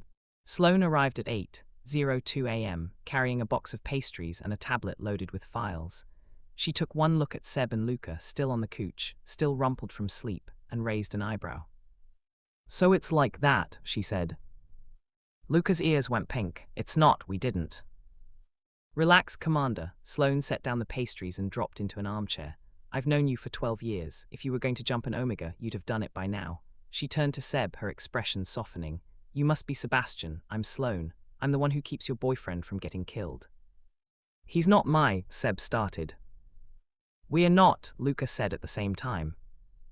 Sloane grinned. "Sure, anyway." She pulled up a file on her tablet and turned it to face them. "Here's what we're dealing with." The screen showed a complex web of names and connections. At the center, Alastair Sifrin. "Your father has been embezzling from the territorial treasury for at least a decade," Sloane said to Luca. "He's been funneling money into offshore accounts and using it to bankroll private security forces, including the rogues who attacked that border settlement last week." Seb's blood went cold. "He's funding the rogues." "Not directly, he uses intermediaries, but the money trail is there if you know where to look." Sloane zoomed in on a cluster of names. "These are the council members who are in his pocket. These 3, she highlighted them in red, are the ones who might flip if given enough incentive." Luca studied the screen. His jaw was tight. "This is enough to destroy him," Luca said slowly, "but only if we can prove it in a council hearing, and my father owns the council." "Not all of them." Sloane pointed to a name at the bottom of the screen. "Councillor Voss. She's been investigating Alastair for years. She just needs hard evidence." Seb stared at the web of names, the threads of corruption, the sheer scale of what Luca and Sloane were planning. "This is bigger than me," Seb said quietly. Luca turned to him. "It was always bigger than you. My father has been destroying lives for decades. You're just the one who made me brave enough to stop him." Sloane looked between them, something unreadable in her eyes. "You two are going to get yourselves killed," she said, but she was smiling. They spent the morning building a timeline. Sloane had connections, reporters, hackers, disgruntled former employees of the Sifrin estate. Luca had insider knowledge, his father's routines, his weaknesses, his blind spots. And Seb had access. "The records office," Seb said slowly. "I've been filing inheritance disputes for 6 years. Some of them involve Alastair's allies, property transfers, ownership claims. If he's been laundering money through real estate, there might be a paper trail." Luca and Sloane both stared at him. "Seb," Luca said carefully, "that's genius." Seb shrugged, uncomfortable with the praise. "It's just my job." "It's not just anything." Luca reached over and took Seb's hand, openly, without asking for once. His palm was warm and calloused. "You might have the key to everything." Seb looked down at their joined hands. For the first time since Alistair had walked into the basement, he felt something other than fear. Maybe, he thought, maybe we can actually win. That afternoon, Seb returned to the records office. Not to work, to search. He pulled files from the deepest cabinets, the ones no one had opened in years, birth registries, death certificates, property deeds. He cross-referenced names Sloane had given him, tracing connections no one had ever bothered to document. At 4:37 p.m., he found it. A property transfer from Alistair Sifrin to a shell company, and from that shell company to a known rogue alpha camp in the eastern wilderness. The dates matched the attacks Sloane had described. Seb stared at the paper, his heart pounding. Evidence. He took a photograph with his communicator and sent it to Luca. Is this enough? He typed. Luca's response came within seconds. It's a start, don't let anyone see you, I'm coming to get you. Seb tucked the file into his satchel, locked the cabinet, and waited. Luca arrived at 5:15 p.m., his face was grim. Someone tipped off my father, Luca said without preamble. He knows you're looking into his finances. There's a car outside, we need to leave, now. Seb's blood turned to ice. How did he find out? I don't know, but we don't have time to figure it out. Luca grabbed Seb's hand and pulled him toward the back exit. Sloane is waiting with a safe house in the Northern District. We'll be untraceable for a few days while we figure out our next move. They burst through the back door into the alley. A dark sedan waited, engine running. Sloane was in the driver's seat, her expression tense. Get in, she said. Seb hesitated. Seb, Luca's voice was urgent. Please. Seb looked back at the building, his desk, his files, the life he'd built for 6 years.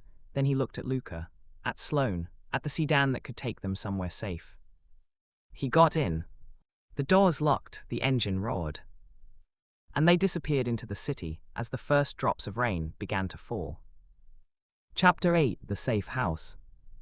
Seb and Luca alternating. Part 1. Seb. The safe house was a cabin.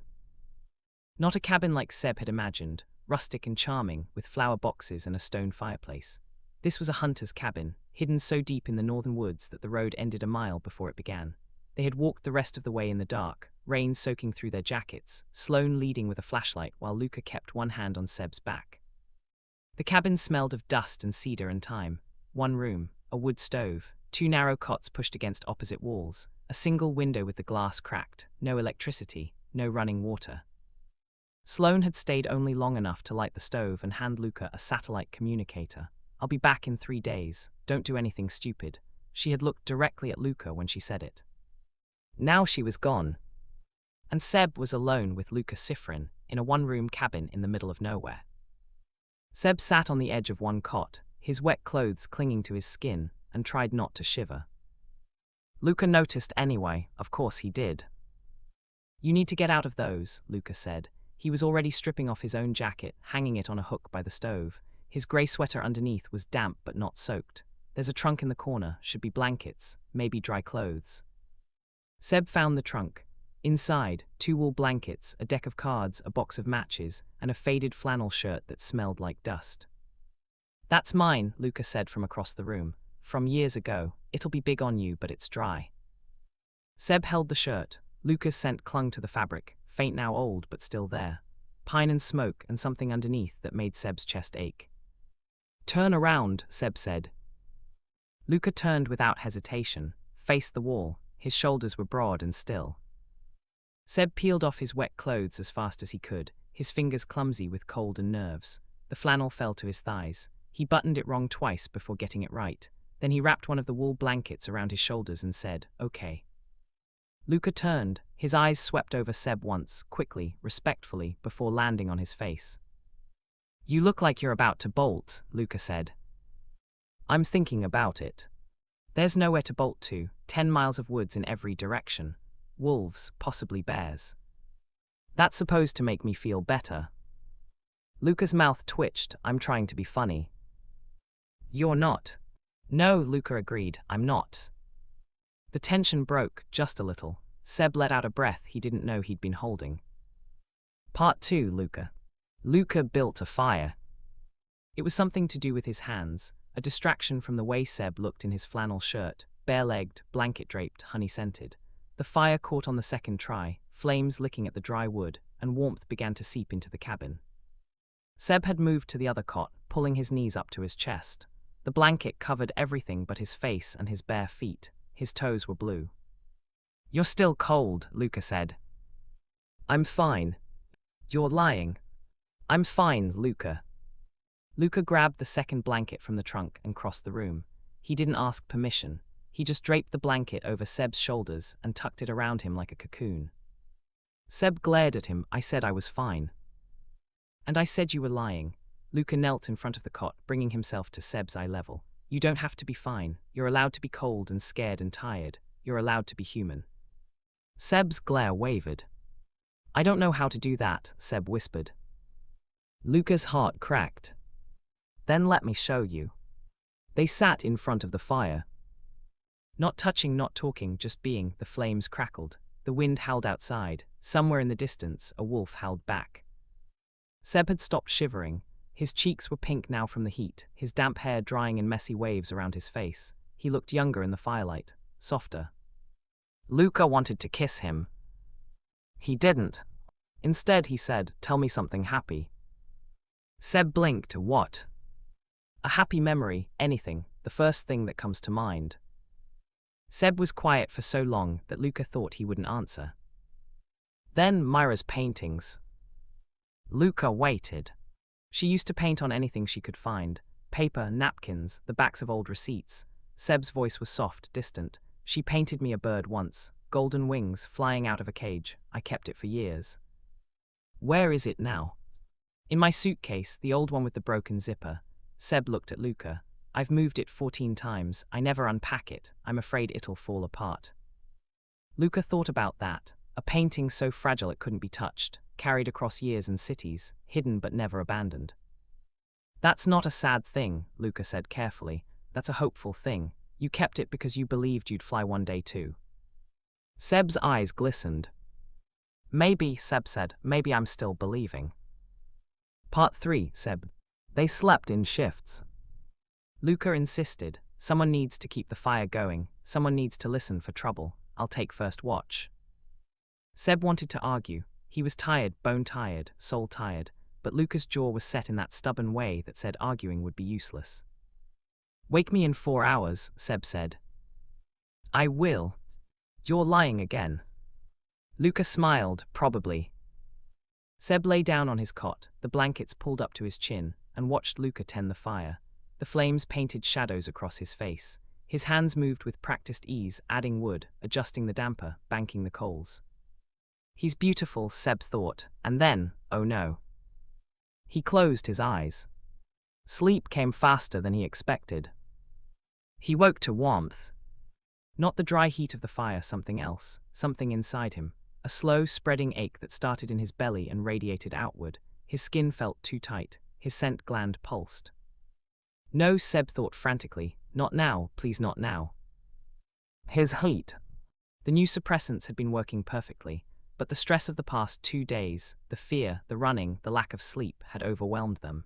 His body was preparing to burn. Seb sat up. The cabin was dark except for the embers of the fire. Luca slept on the other cot, his breathing deep and even. "Don't wake him," Seb told himself. "Deal with this yourself. You've done it before." But the ache was already spreading. His skin was flushing. His scent, he could smell himself now, honey thick and cloying, filling the small cabin like a fog. Luca's breathing changed. Seb watched in horror as Luca's eyes opened. Those grey eyes found Seb's face, then widened. His nostrils flared.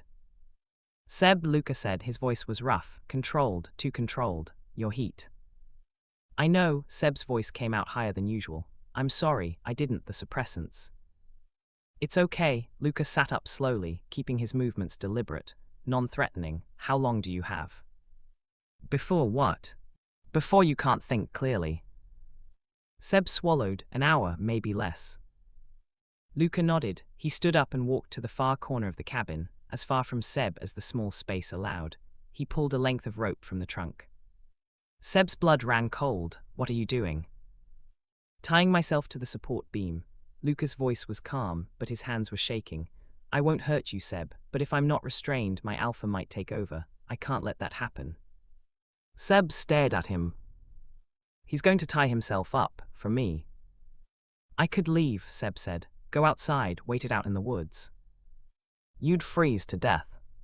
Better than... No, Lucas' voice cracked. Nothing is better than you being alive and unharmed. Nothing. He wrapped the rope around his wrist and began tying knots. Seb watched, his heat-clouded mind struggling to process. Alphas didn't do this. Alphas took what they wanted, especially during an Omega's heat, especially in a secluded cabin where no one would know.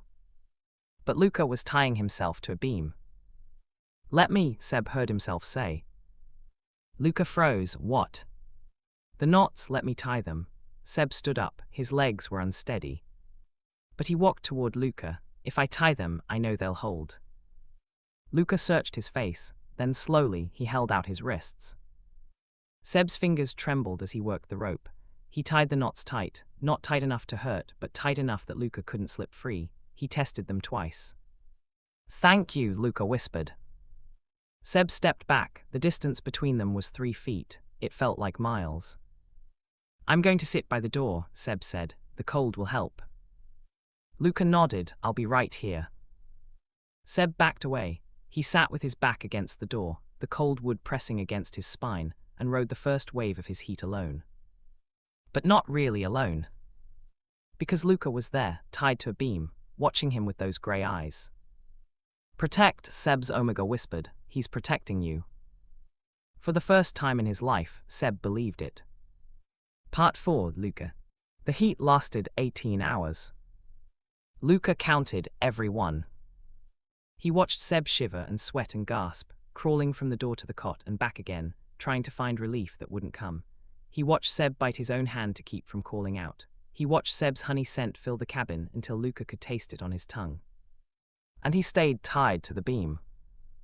His alpha screamed at him, bite, claim, take, but Luca had spent his whole life fighting his alpha. He fought now harder than he'd ever fought before. Luca, Seb's voice was barely a whisper. He was curled on the cot, his face flushed, his eyes glazed. Luca, talk to me, please. I need to hear your voice. Luca talked. He told Seb about the first time he'd seen the ocean, about his favorite book, the one with the detective and the stolen jewels, about the scar on his ribs, a training accident when he was 17, nothing heroic. He talked until his throat was raw. And somewhere in the middle of a story about a stray dog he'd fed as a child, Seb's breathing changed, slowed, deepened. The heat had broken. Luca sagged against the beam, exhausted. When Seb woke, the fire had died to ash. The cabin was cold. Grey light filtered through the cracked window. His body ached, but the burning was gone, just the hollow aftermath, like surviving a storm. He turned his head. Luca was still tied to the beam. His wrists were red where the rope had chafed. His eyes were closed, his breathing shallow. He'd stayed. All night, all 18 hours, he'd stayed. Seb crawled across the floor. His legs wouldn't hold him, and untied the knots. Luca's hands fell limply to his sides. His eyes opened. Seb, Luca croaked. SHH, Seb pressed his palm to Luca's cheek. His skin was cold. I'm here, you're okay. Luca turned his face into Seb's touch. His lips brushed Seb's palm, not a kiss, just a desperate, trembling press of skin against skin. I didn't hurt you, Luca whispered. No, Seb said, you didn't. Luca's eyes filled with tears. Seb pulled him close, Luca's head against his chest, Luca's arms wrapping around his waist, and held him while he shook.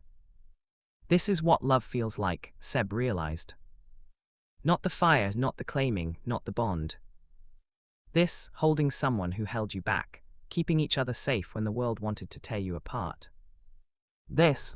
Chapter 9, the morning after. Seb and Luca alternating. Part 1, Seb. Morning came slow and grey. Seb woke on the floor with his back against the cold wall and Luca's head still resting on his chest.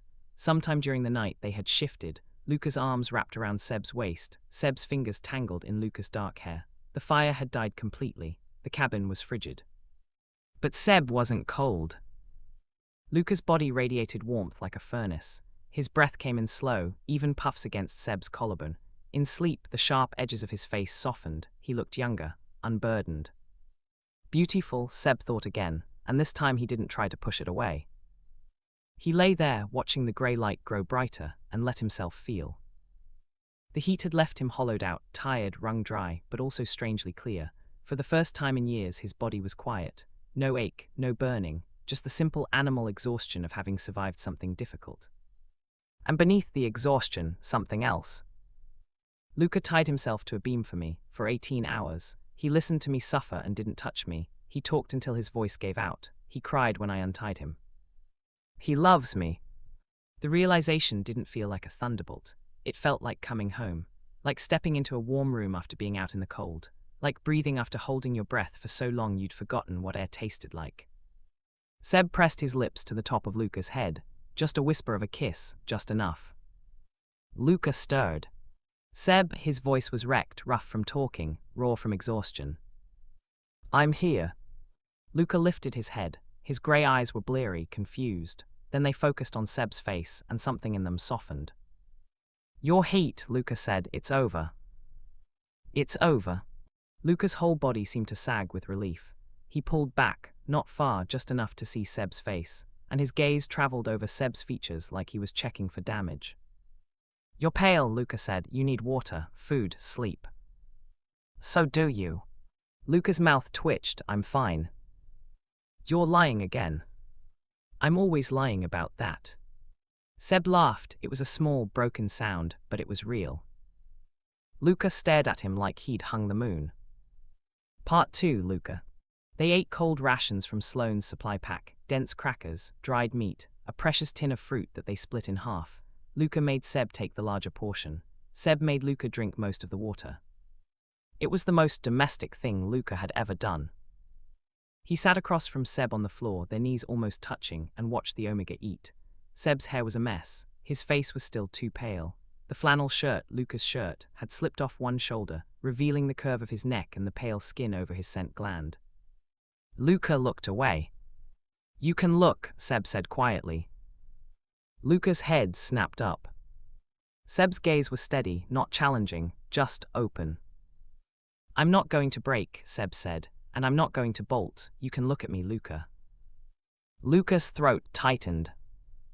Earlier, Luca said carefully, when you asked me to talk to you, you said my voice helped. Seb nodded. Why? Seb was quiet for a moment. Then, because you were there, even when I couldn't see you, I could hear you, and your voice doesn't lie, not about important things. Luca's heart hammered. What important things? He asked. Seb set down his cracker. He wiped his hands on his borrowed flannel, and then he did something Luca had never expected. He reached across the space between them and took Luca's hand. Not because he was in heat, not because he was desperate, not because he needed something. Just because he wanted to touch him. Important things, Seb said slowly, like you staying when you could have taken, like you tying yourself to a beam because you were more afraid of hurting me than of anything else, like you looking at me like I'm a person instead of a problem to solve. Luca's eyes burned. Seb, I'm not saying I'm ready. Seb's voice was soft but firm. I'm not saying I trust easily. I'm not saying I know what this is or where it's going, but I'm saying I see you, Luca. I see what you're doing, and I'm grateful. Grateful, the word hit Luca like a punch to the chest. I don't want your gratitude, Luca said. The words came out rougher than he intended. I want. He stopped.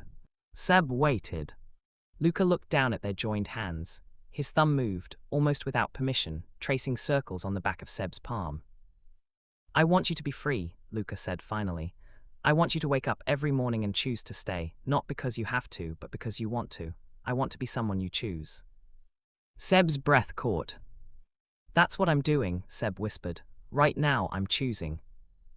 The air between them crackled. Luca leaned forward just a few inches, and Seb didn't pull away. Their foreheads touched, their breaths mingled.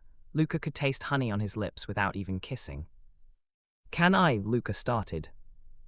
Yes, Seb said before he could finish. Luca kissed him.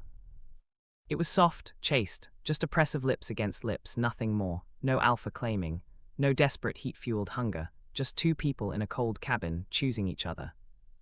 When they pulled apart, Seb was crying. Luca's heart stopped. Did I? Shut up, Seb wiped his eyes with the back of his hand. I'm fine, they're happy tears. I didn't know I could still have those. Luca kissed his forehead, then his nose, then the corner of his mouth. Happy tears, Luca murmured. I like those. Seb laughed again. It sounded less broken this time. Part 3, Seb. Sloane returned at noon, 3 hours early. She burst through the cabin door with her weapon drawn. Took one look at them, sitting side by side, shoulders touching, Seb still wearing Luca's shirt, and lowered the gun. Thank God, she said, you're both alive. Barely, Luca said, his voice was still rough. What happened? Sloane's face darkened. Your father knows about the safe house. Someone tipped him off. I've been running interference all night, but you need to move. Now. Seb's blood turned cold. How did he find out? I don't know yet, but I have a guess. Sloane pulled out her tablet and showed them a name. Councillor Voss. She was supposed to be our ally, Sloane said, but she's been feeding Alistair information for months. The investigation into his finances. It was a trap. He wanted to see who would come after him. Luca's jaw tightened. You're sure? I have proof. Sloane pulled up messages, timestamps, financial transfers. Voss has been on his payroll for years. She played us. Seb stared at the screen. The web of corruption was wider than they'd thought, deeper, more entangled. We can't go back to the city, Seb said. No, Sloane agreed. You can't, which is why I have a new plan. She pulled out a map and spread it on the floor. There's a territory in the north, independent. No hierarchy, no alphas in charge. It's a haven for Omegas fleeing bonded servitude. If you can make it there, Alistair's reach can't touch you. Seb's heart leaped. A place with no hierarchy, no alphas in charge, a place where he could just be. The border is heavily guarded, Luca said. My father's men patrol it day and night. Which is why you're not crossing at the border. Sloane pointed to a thin blue line on the map. There's a river. It runs through unclaimed territory. If you follow it north, you'll hit the independent zone in 3 days. Luca and Seb exchanged a look. 3 days, Luca repeated, on foot in winter. You'll have supplies, a map, a satellite phone with limited range. Sloane's voice was steady, but her eyes were bright with unshed tears. It's the only way. Seb looked at the map, at the blue line of the river, at the promise of freedom. Then he looked at Luca. I'll go, Seb said, but not without him. Luca's hand found his, squeezed. I'm not asking you to, Sloane said. The independent zone accepts alphas too, the ones who prove themselves. She looked at Luca. You'll have to earn your place. No name, no rank, no family connections, just you. Luca nodded slowly. I've been earning my place my whole life. I can do it again. Sloane's composure cracked, just a little. You two are insane, she said. Completely insane. Is that a yes? Seb asked. Sloane wiped her eyes. That's a get your gear together because we leave in 10 minutes. Part 4, Luca. They packed in silence. Sloane had brought backpacks, sturdy ones, military grade, and filled them with rations, water filters, fire starters, and thermal blankets. Luca added the map, the satellite phone, and the small knife he always carried. Seb packed the flannel shirt. Luca watched him fold it carefully, pressing out the wrinkles with his palms, and tuck it into the top of his pack.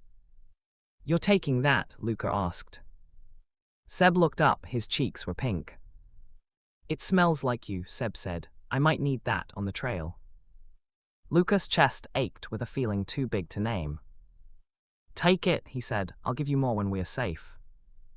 Seb smiled, small, real, beautiful. I'm going to hold you to that. They left the cabin at 12:47 p.m. Sloane led them through the woods to a dirt road, where a battered truck waited. The engine was already running. I can only take you to the edge of the territory, Sloane said. After that, you're on your own. Luca climbed into the passenger seat. Seb sat in the back, his pack between his feet, staring out the window at the passing trees. The truck rumbled to life.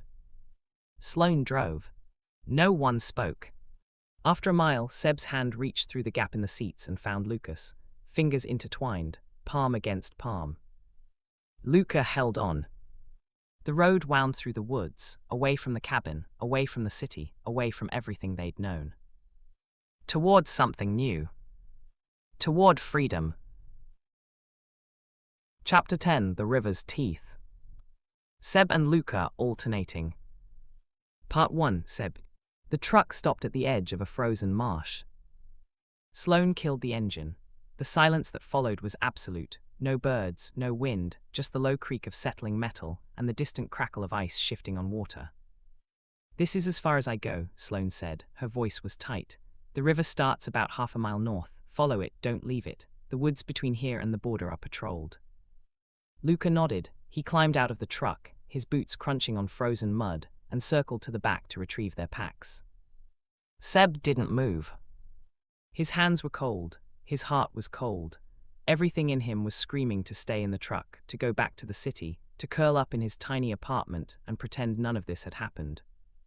But the apartment isn't safe anymore, he reminded himself. Nowhere in the city is safe. Sloane turned in her seat to face him. Her dark eyes were serious, but not unkind. "Hey," Sloane said quietly, "look at me." Seb looked. "I've known Luca for 12 years. I've seen him face down rogues, councilmen, his own father. I've never seen him scared." She paused. "Until you, he's terrified of losing you. Do you know why?" Seb shook his head. "Because you're the first thing he's ever loved that his father can't buy, break, or control." Sloane reached out and squeezed his shoulder. "So when this gets hard, and it will get hard, remember that. You're not just running from something. You're running to something, each other." Seb's throat tightened. "Thank you," he managed. Sloane smiled. "Now get out of my truck before I change my mind, and drag you both back to the city myself." Seb stepped into the cold. It hit him like a wall, sharp, biting, immediate. His breath fogged in front of his face. The marsh stretched out before him, grey and skeletal, half-frozen reeds poking through patches of dirty snow.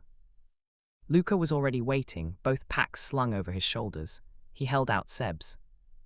"I'll carry more," Luca said. "You need to save your strength." "I'm not an invalid." "I didn't say you were." Luca's grey eyes were steady. "I said I want to carry more because I'm stronger and I care about you. That's not pity, that's love." Seb blinked. Love, Luca had said it just like that, as if it were simple. "Oh," Seb said. Luca's mouth twitched. Was that unclear?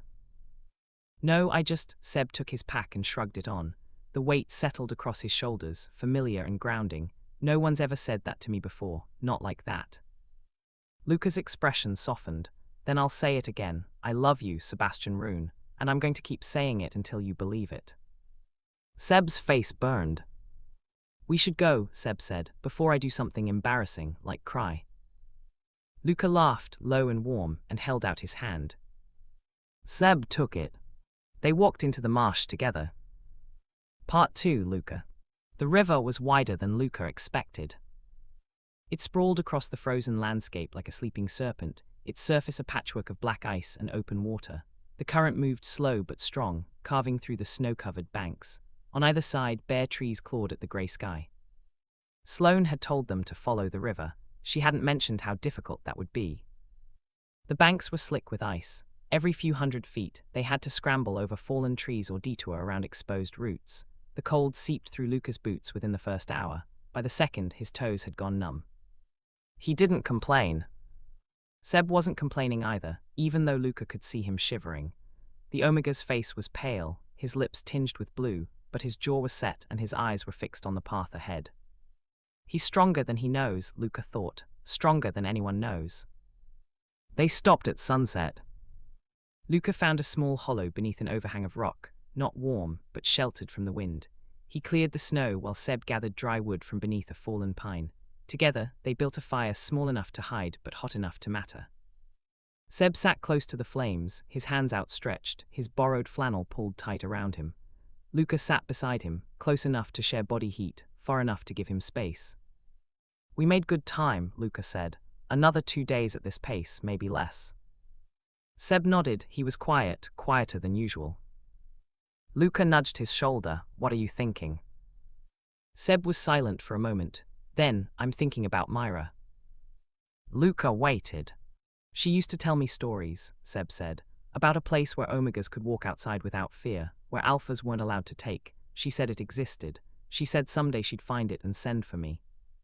Seb's voice cracked. "She never found it," Seb whispered. "She never got out." Luca's heart ached. Then we'll find it for her, Luca said. We'll get there, and we'll live the life she couldn't. Seb turned to look at him. His eyes were bright with tears, but he wasn't crying. Not yet. You really believe that? Seb said. It wasn't a question. I have to, Luca said, because the alternative is believing that monsters always win, and I can't live in a world like that. Seb leaned into him, just a little, just enough. Neither can I, Seb said. They sat in silence, watching the fire burn while the stars came out one by one. Part 3, Seb.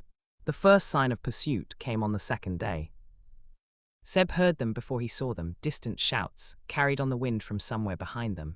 His blood ran cold. Luca heard it too. His hand shot out, grabbing Seb's arm and pulled him behind a thick stand of evergreens. Don't move, Luca breathed, don't breathe. They pressed themselves against the frozen needles, hidden in the shadows, as the voices grew louder. A footprints. Can't be far. The alphas scent. Seb's heart hammered. He could smell them now, 3 alphas, maybe 4, their scents sharp and aggressive. Hunters, Alistair's men. Luca's hand tightened on Seb's arm. The voices passed, the footsteps faded. Luca waited 5 minutes, 10, before letting out a slow, controlled breath. They're tracking us, Luca said quietly. They have my scent. Seb's stomach dropped. Can you mask it? Not in this cold, not without supplies. Luca's jaw tightened. We need to move faster, and we need to put water between us. The river, Seb said. Luca nodded. If we can find a place to cross, the current will carry our scent away. They'll lose the trail. Seb looked at the river. It was wider here, the current faster. Ice flows drifted past, white and broken. We'll freeze, Seb said. We'll freeze faster if they catch us. Luca met his eyes. I won't let you be taken, Seb. Not by them, not by anyone. Seb believed him. Okay, Seb said, let's cross. They found a crossing point an hour later, a narrow stretch where the river bent and the current slowed. A fallen tree spanned the gap, its trunk thick with ice. Luca tested it first. He stepped onto the trunk, arms out for balance, and made it halfway across before the ice cracked beneath his boot. He leaped to the far bank, landing hard on his hands and knees. Your turn, Luca called. His voice was steady, but his eyes were wild. Seb stepped onto the trunk. The ice was slick, his boots slipped, his arms windmilled. For one terrible moment he was falling, the grey water rushing up to meet him. Luca's hand caught his wrist. I've got you, Luca said. I've got you. Seb clung to him, his heart pounded. His breath came in ragged gasps. I'm okay, Seb said. I'm okay. Luca pulled him onto the bank and held him. Just held him. Their hearts beat against each other, fast and scared and alive. We're going to make it, Luca said. Seb nodded against his chest. We have to, Seb thought. We have to. Part 4, Luca. They didn't stop again until nightfall. The hunters were still behind them. Luca could scent them now, faint but growing closer. They had gained ground while Seb and Luca crossed the river. They would gain more tomorrow. Unless Luca did something desperate. He waited until Seb was asleep, curled in their shelter, wrapped in both blankets, his honey scent soft and warm, before he pulled out the satellite phone. Sloane answered on the second ring. You're alive, she said. Barely. My father's hunters are on our trail. 3 alphas, maybe 4, they have my scent. Silence on the other end. Then, how far behind? Half a day, maybe less.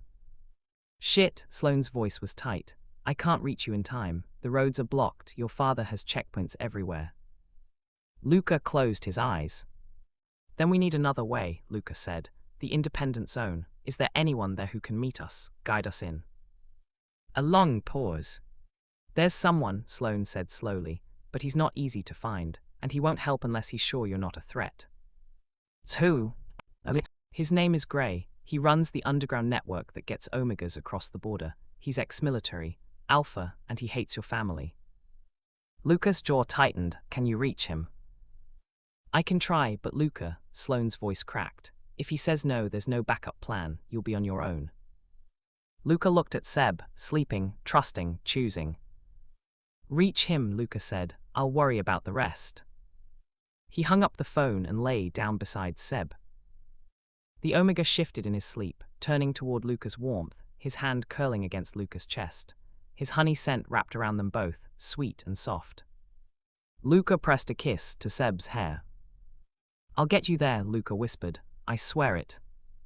The fire crackled, the wind howled. Somewhere behind them, the hunters kept coming. Chapter 11: The Hunt. Seb and Luca alternating. Part 1. Seb. The third day began with blood on the snow. Seb woke to Luca's hand over his mouth and Luca's eyes burning into his. "Don't move, don't speak." Seb went rigid, his heart slammed against his ribs. Then he heard them. Footsteps close, too close. The hunters had found their shelter. Luca's hand shifted from Seb's mouth to his wrist, pulling him slowly, silently, toward the back of the overhang. There was a crack in the rock, narrow, barely visible, that led to a small hollow. Luca pushed Seb inside first, then squeezed himself in after. They huddled together in the dark, barely breathing, as the footsteps grew louder. "Fire's still warm. They can't be far. Spread out." Seb pressed his face into Luca's chest. His scent gland was pulsing, honey-sharp with fear, and there was nothing he could do to suppress it. The new suppressants blocked heat, not scent. The hunters would smell him. Luca's arms tightened around him. "Protect," Luca's alpha promised silently. "Always." The footsteps moved past the overhang, paused, moved on. Seb waited for the shout of discovery, for hands reaching into the dark, for the end of everything. It didn't come. The voices faded into the distance. The forest fell silent. Luca held Seb for a long time before either of them moved. "They didn't find us," Seb whispered. His voice shook. "Your scent saved us," Luca said quietly. "It's so strong now that it masked mine. They were looking for Alpha, not Omega." Seb stared at him. "My fear saved us." "You're being saved us." Luca pressed his forehead to Seb's. "Never apologize for what you are." They stayed in the hollow until the light shifted, an hour, maybe two. When they finally crawled out, the fire was dead and the snow around the overhang was trampled with boot prints. The hunters had been less than 20 feet away. Seb looked at the tracks and felt something shift inside him. Fear was still there, would always be there, but it had been joined by something else. "Rage." "They almost had us," Seb said. Luca nodded, his face was grim.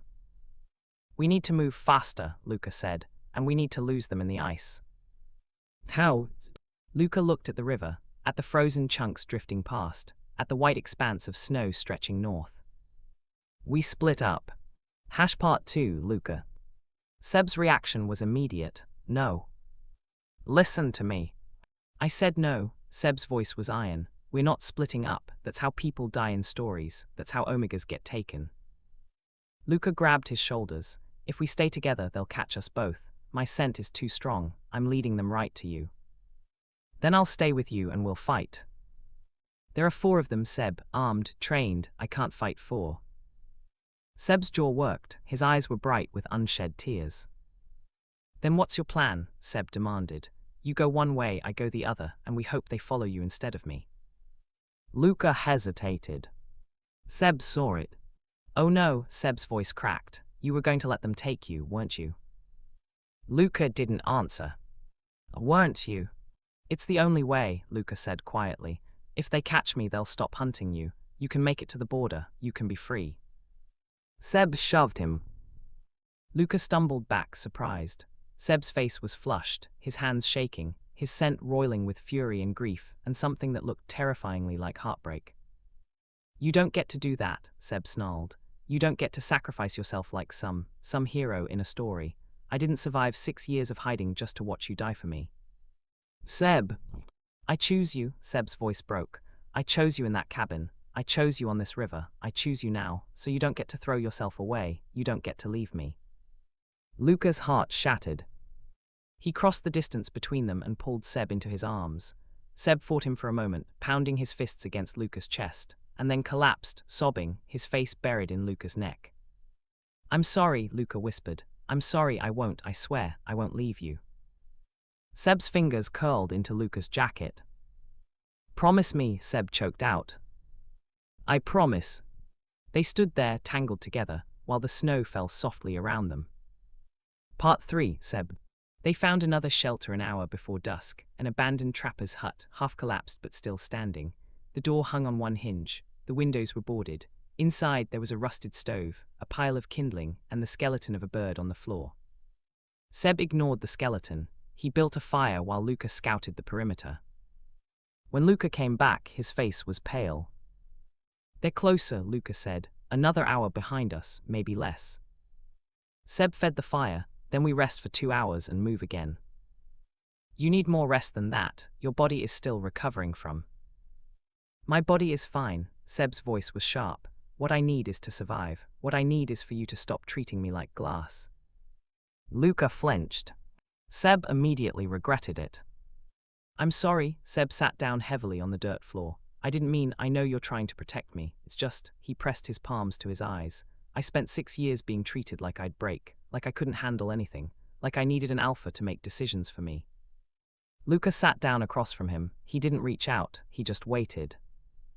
"You're not doing that," Seb continued. "Not exactly, but sometimes you look at me like I'm something fragile, something that might shatter." Luca's throat moved. "Because you are," he said quietly. "Not because you're weak, because you've been through so much and you're still standing, and I'm terrified that one more blow will be the one that breaks you." Seb lowered his hands. "That's not how it works," Seb said. "I've already been broken, many times, but I put myself back together, every time." He met Luca's eyes. "I'll keep putting myself back together, but I need you to trust that I can." Luca was silent for a long moment. Then he reached across the space between them and took Seb's hands. "I trust you," Luca said. "I'm sorry I made you feel otherwise." Seb squeezed his fingers. "Good," Seb said. "Now help me figure out how to lose 4 alphas in a frozen forest." Luca's mouth twitched. "That's my Omega." Seb's heart fluttered. His Omega, not in a claiming way, in a "we're in this together" way. "I like that," Seb admitted. Luca's smile widened. "I know." Part 4, Luca. The satellite phone buzzed at midnight. Luca grabbed it before the sound could carry. Seb was asleep against his shoulder, exhausted from the day's terror. Luca eased him gently to the ground and stepped outside. "Luca," Sloane's voice was tense. "I reached Gray."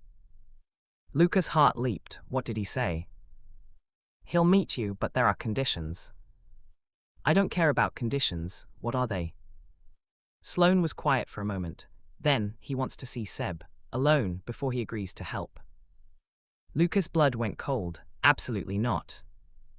"Luca. He's not a bargaining chip. He's not a prize to be inspected. Seb has been treated like property his entire life. I'm not letting some strange alpha." "Gray isn't like that." Sloane's voice was firm. "He's helped hundreds of Omegas escape. He's never hurt one. But he needs to know that Seb is choosing this, that he's not being dragged along by an alpha with a claiming bite in mind." Luca's jaw clenched. "He wants to see Seb's fire," Sloane continued. "He wants to know that the Omega he's risking his life for is worth the risk." "He's worth everything," Luca said, "but it's not my choice, it's Seb's." Sloane was quiet. "Tell Gray we'll meet him," Luca said, "but Seb decides if he talks to him alone. Not me, not Gray, Seb." "Fair enough," Sloane's voice softened. "The meeting point is an old watchtower at the edge of the independent zone. You have 2 days to get there. Gray will wait 3. "Thank you, Sloane." "Don't thank me yet. Thank me when you're both alive." The line went dead. Luca stood in the snow, staring at the dark forest, and tried to imagine letting Seb out of his sight. He couldn't. But he would. If Seb chose it. Part 5, Seb. Seb woke when Luca came back inside, bringing a gust of cold air with him. "You're freezing," Seb said groggily. Luca sat down beside him, his body trembling. Sloane called, "Gray will meet us." Seb sat up. "That's good, right?" "It's complicated," Luca explained the conditions. Seb listened in silence, his face unreadable. When Luca finished, Seb was quiet for a long time. "You don't have to do it," Luca said. "We can find another way." "No," Seb said, "we can't." Luca's expression twisted. "Seb. He wants to see if I'm choosing this." Seb's voice was steady. "So I'll show him. I'll tell him about Myra, about the suppressants, about the 6 years I spent hiding. and then I'll tell him that you're the first person who ever made me want to stop. Luca's breath caught. Are you sure? Luca asked. Seb looked at him, at the grey eyes that had seen him when no one else did, at the hands that had held him through his heat without taking, at the man who had tied himself to a beam so Seb could be safe. I've never been more sure of anything in my life, Seb said.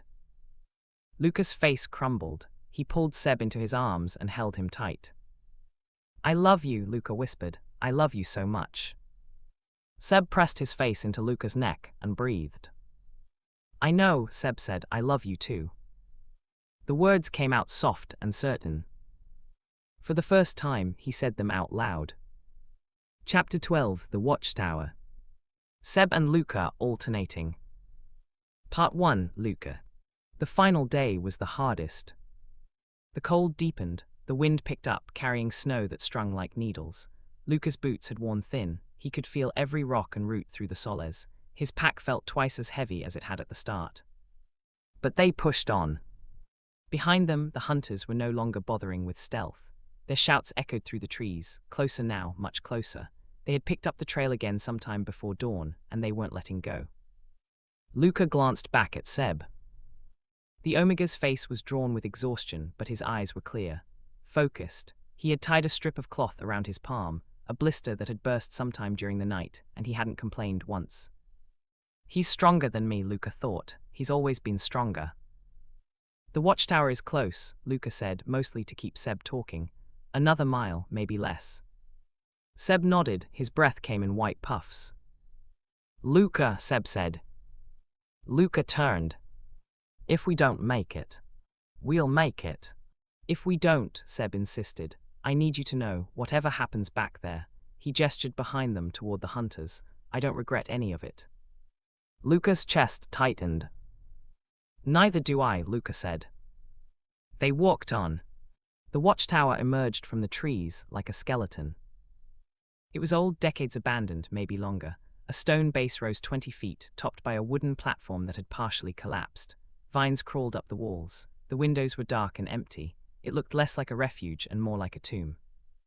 But it was cover, and cover was what they needed. Luca pushed through the door. The interior was dark and cold, littered with leaves and animal bones. A spiral staircase, stone, intact, led up to the platform. Luca pointed to it. Go up, stay low, don't make a sound. Seb hesitated. What about you? I'll lead them past the tower, draw them off. No, Seb's voice was sharp. We already had this conversation. We don't have time for another one. Luca grabbed Seb's shoulders. Gray is supposed to meet you here. If I lead the hunters away, you'll have time to find him. You'll have time to be safe. Without you. Luca's heart broke. Yes, he said, without me. Seb's face crumpled. Then before Luca could react, Seb grabbed his face in both hands and kissed him, hard, desperate, tasting of salt and tears. Come back, Seb said against his lips. You promised. Luca kissed him back. I promised. He pulled away before he could change his mind. Then he was out the door, running into the trees, shouting to draw the hunters' attention. Behind him, Seb climbed the stairs. Luca didn't look back. Part 2, Seb. The watchtower platform was freezing. Wind whipped through the broken windows, carrying snow and the distant sound of shouting. Seb pressed himself against the stone wall, hidden from view, and listened. Luca's voice echoed through the trees, shouting, barking commands, making himself a target. Come back, Seb thought. Come back, come back, come back. The shouts grew fainter. The hunters were following Luca away from the tower. Seb was alone. He stayed in the shadows, heart pounding, and waited. An hour passed. Then another. The sun climbed higher, but the light was thin and grey, offering no warmth. Seb's hands had gone numb. His feet were blocks of ice. The blister on his palm had broken open again, staining the cloth dark. He was starting to drift, eyes closing, head nodding, when a sound jerked him awake. Footsteps below the tower. Seb's blood turned to ice. The hunters came back. They found me. Luca led them away, and they still found me. A voice called up from the darkness, not one of the hunters, different, calmer. Sebastian Rune. Seb didn't answer. I'm Gray, the voice was low, measured. Sloane sent me, I'm coming up. Seb pressed himself against the wall. His hand found a loose stone, heavy, sharp-edged. A weapon. Footsteps on the stairs, slow, deliberate. A figure emerged onto the platform. He was tall, not as tall as Luca, but broader. Dark skin, close-cropped hair, a scar running from his eyebrow to his jaw. He wore a heavy coat and boots that looked military. His eyes were brown and calm and watchful. He stopped at the top of the stairs, keeping his distance. "You're alone," Gray said. It wasn't a question. Seb's grip tightened on the stone. "The Alpha with me drew the hunters away." Luca Sifrin, Gray's expression didn't change, the commander's son. "Yes." Gray studied him for a long moment. "He left you here, alone, in a frozen tower." Gray's voice was neutral. "Either he trusts you more than any Alpha I've ever met, or he's a fool." Seb's jaw tightened. "He's not a fool." "No," Gray agreed. "He's not, which means he trusts you. The question is whether I should." Seb straightened. He set down the stone, deliberately so Gray could see, and met the Alpha's eyes. "Sloane said you needed to see my fire," Seb said. "So look." Part 3, Luca. Luca ran until his lungs burned. The hunters were behind him, not close enough to catch, but close enough to keep chasing. He led them east, away from the tower, away from Seb, deeper into the frozen woods. A branch caught his cheek. He barely felt it. His mind was fixed on one thing: give Seb time. Give Seb time, give Seb. The ground gave way beneath him. He fell. The ravine wasn't deep, 10 feet, maybe 12, but the ice at the bottom was slick. Luca landed hard on his side, his breath exploding out of him. Pain lanced through his ribs. He lay there, staring up at the grey sky, and tried to move. His leg wouldn't cooperate. "No," he thought. "No, no, no." The hunters' voices grew louder. "It's down here." The fools fell. "Get the rope." Luca pushed himself up. His left ankle screamed. He couldn't put weight on it. He dragged himself toward the far side of the ravine, looking for a way up. The walls were steep, crusted with ice. Impossible. The first hunter appeared at the edge above him. "Sifrin," the man smiled. It wasn't kind. "Your father sends his regards." Luca pulled his knife. There were 4 of them, armed, fresh. Luca was alone, injured, exhausted. He stood anyway. "Come down," Luca said. "I'll show you what a Sifrin can do." The hunter laughed. They dropped into the ravine. Part 4, Seb. Gray listened. Seb told him everything. The 6 years of hiding, the suppressants, the heat in the basement, the cabin, the hunters. He told him about Myra, about the bird with golden wings, about the black bite that had killed her. Gray didn't interrupt. His face didn't change. When Seb finished, the silence stretched. "Why should I help you?" Gray asked. Seb met his eyes. "Because I'm not asking for myself," Seb said. "I'm asking for every Omega who never got out, for Myra, for the ones still hiding, for the ones who think freedom is a fairy tale." Gray's expression shifted, just a fraction. "I want to build something," Seb continued.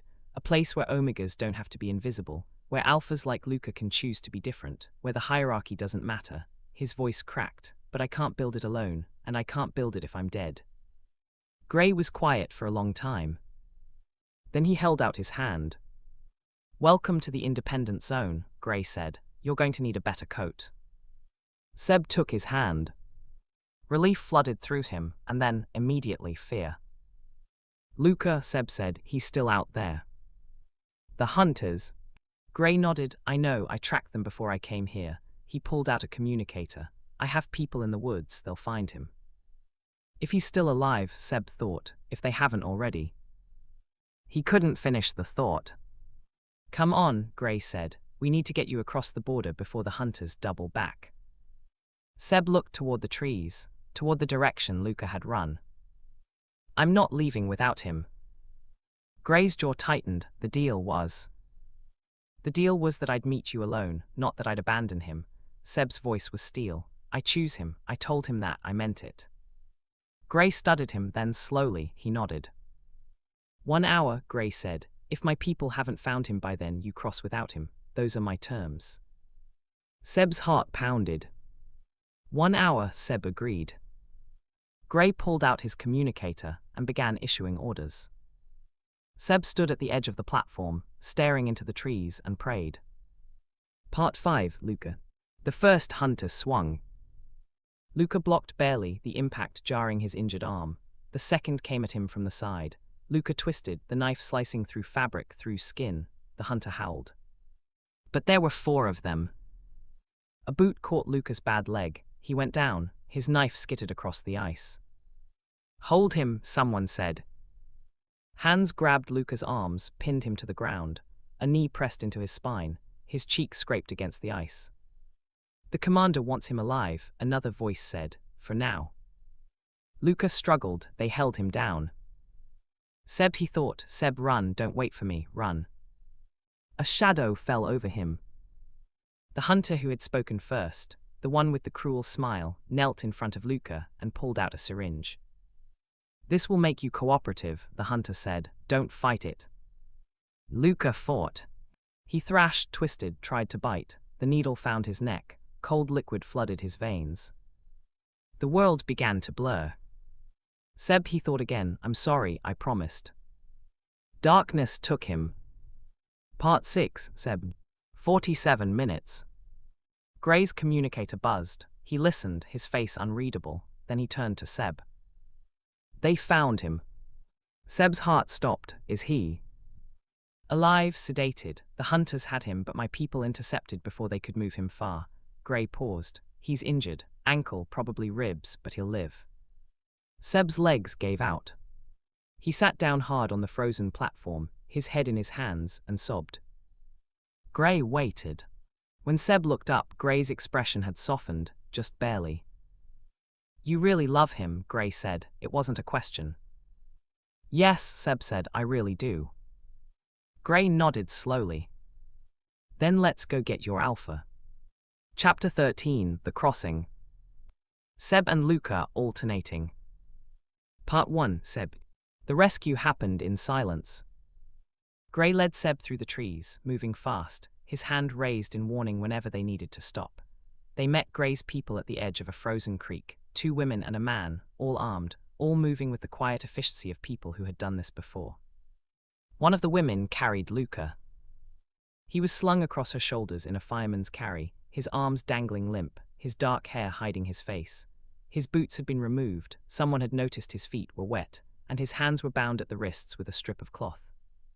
Not by the hunters, Seb realized, by Gray's people, to keep him from hurting himself or others while the sedative wore off. Seb's heart cracked.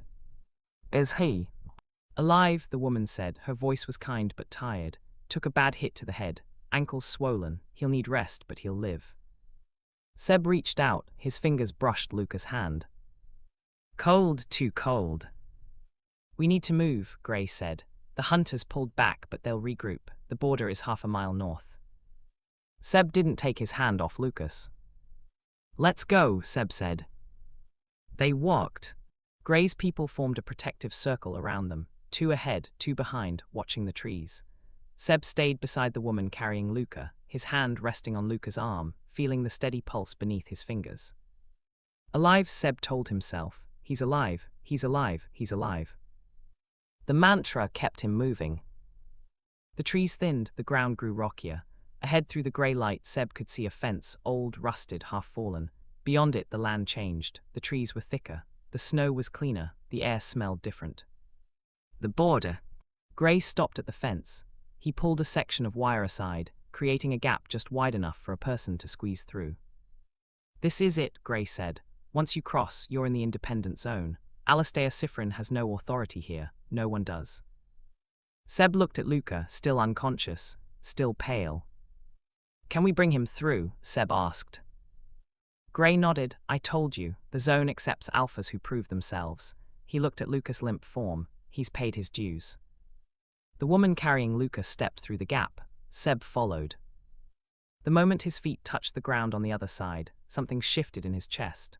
A weight he'd been carrying for so long he'd forgotten it was there suddenly lifted. His shoulders straightened. His breath came easier. He was free. But Luca was still unconscious, still hurt, still not here. Where can we take him? Seb asked. Gray pointed north. there's a way station, a mile up, healers, warmth, food. Seb looked at Luca's pale face. Then let's go, Seb said. Part 2, Luca. Luca dreamed of fire. Not the cold fire of his father's rage, something warmer, something that smelled like honey and wood smoke and home.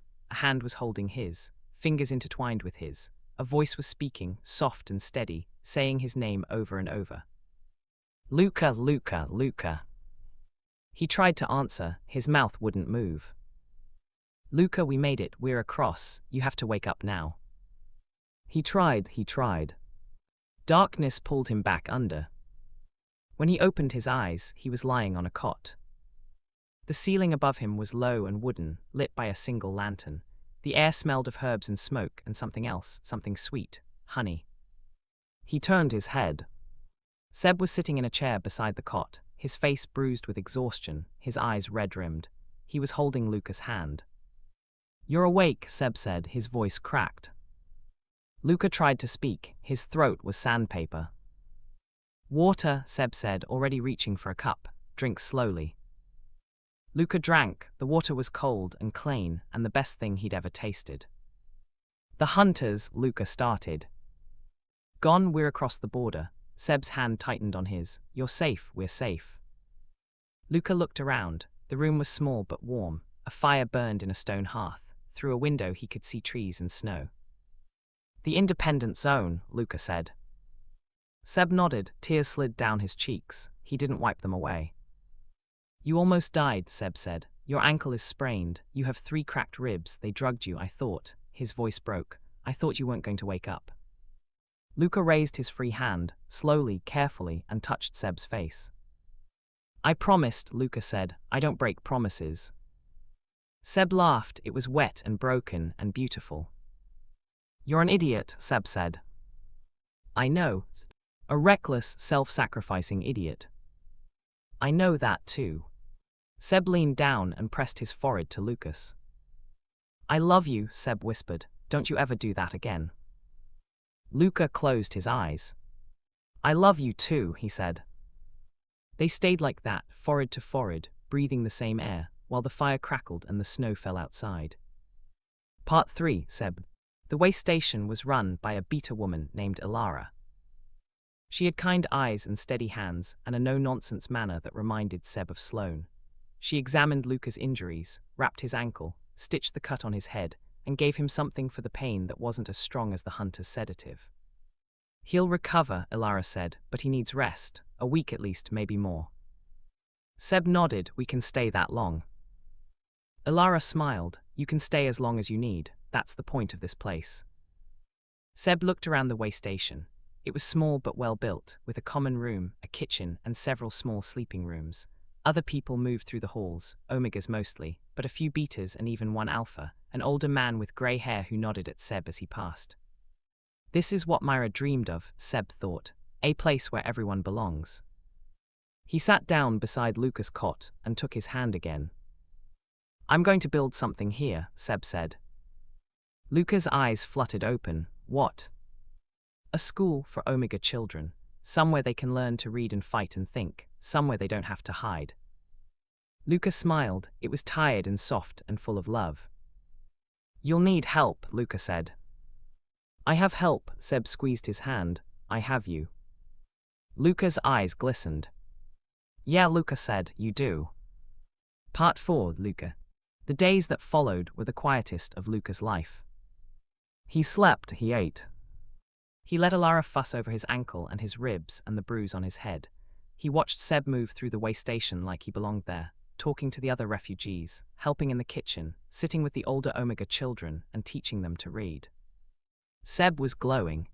Not in the heat sense, though his honey scent was stronger than ever, warm and rich and happy. He smiled more, laughed more. The shadows that had lived behind his eyes for so long were fading.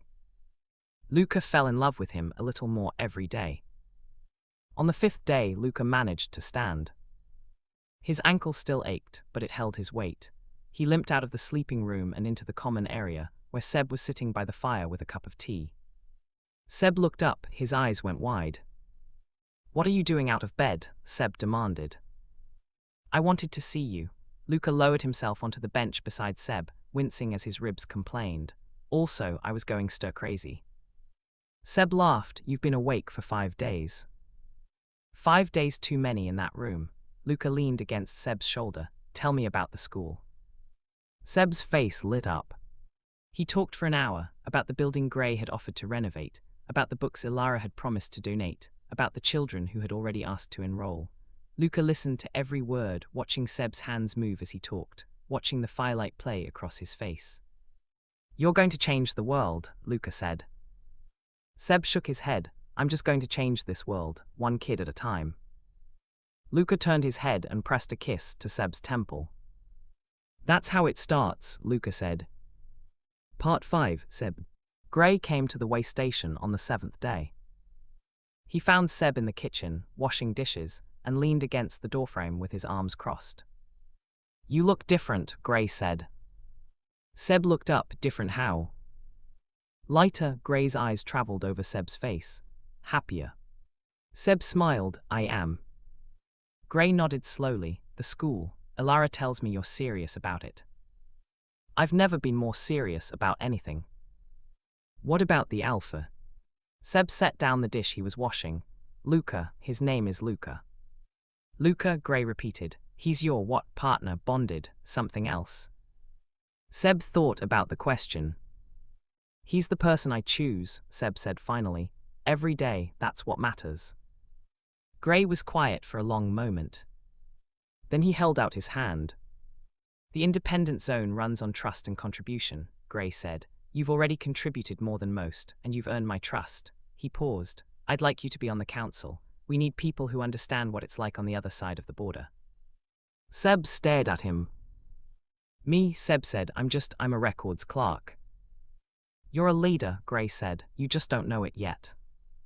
Seb looked down at Gray's hand. Then he shook it. That night, Seb sat with Luca by the fire and told him about Gray's offer. Luca listened without interrupting. When Seb finished, Luca took his hand. You said yes, Luca said. I said yes. Luca smiled. Good, you'll be brilliant. Seb leaned into him. What about you? Seb asked. What do you want to do? Luca stared into the fire. I want to help you, Luca said. With the school, with the council, with whatever comes next. He turned to look at Seb. I don't need a title or a rank, I just need to be where you are. Seb's heart swelled. That's all I want too, Seb said. They sat together in the firelight, hands intertwined, and watched the flames dance. Outside, the snow fell gently on the independent zone. Inside, 2 people who had spent their whole lives fighting finally allowed themselves to rest. Chapter 14, The Shape of Home. Seb and Luca alternating, with brief Sloan section. Part 1, Seb. 3 months in the independent zone changed everything. Seb woke each morning to sunlight instead of alarm clocks. He ate breakfast in a crowded kitchen with people who laughed too loud and argued about nothing and passed the honey without being asked. He walked to the school, his school, still under renovation, but his, and spent his days surrounded by children who smelled like hope instead of fear. He was happy. It was such a foreign sensation that some days he didn't recognize it. He would catch himself smiling for no reason, or humming while he worked, or lying awake at night with nothing but pleasant thoughts in his head, and he would think, is this what normal people feel like? Luca said yes. Luca said a lot of things like that now, encouraging things, soft things, things that made Seb's chest ache with gratitude. I love you, Luca said every morning, as casually as commenting on the weather. I love you too, Seb replied, and it got easier every time. The school was Seb's sanctuary. It had been a storehouse once, a long, low building made of grey stone, with a leaky roof and mice in the walls. Gray had assigned a work crew to help with repairs, and Seb had thrown himself into the labor with a fervor that surprised even himself. He could hammer a nail now, he could patch a hole in a wall, he could carry 2 buckets of plaster at once without spilling. Luca teased him about it. You're going to be stronger than me at this rate. Good, Seb said, wiping sweat from his forehead. Then I can carry you across the next frozen river. Luca's laugh echoed through the empty building. Seb wanted to bottle the sound and keep it forever. The children started arriving in the 2nd month. They came from everywhere, Omega's fleeing bonded servitude, betas escaping caste-based oppression, even a few alphas who had rejected their families' expectations. Gray's network brought them across the border in ones and twos, exhausted and frightened and looking for a place to belong. Seb welcomed each one personally. He didn't lecture them about the hierarchy or the evils of the system. He just sat with them, offered them tea, and listened. "What do you need?" he asked. "What do you want to learn? What would make you feel safe?" Their answers broke his heart and rebuilt it, stronger each time. Part 2. Luca. Luca found his purpose in unexpected places.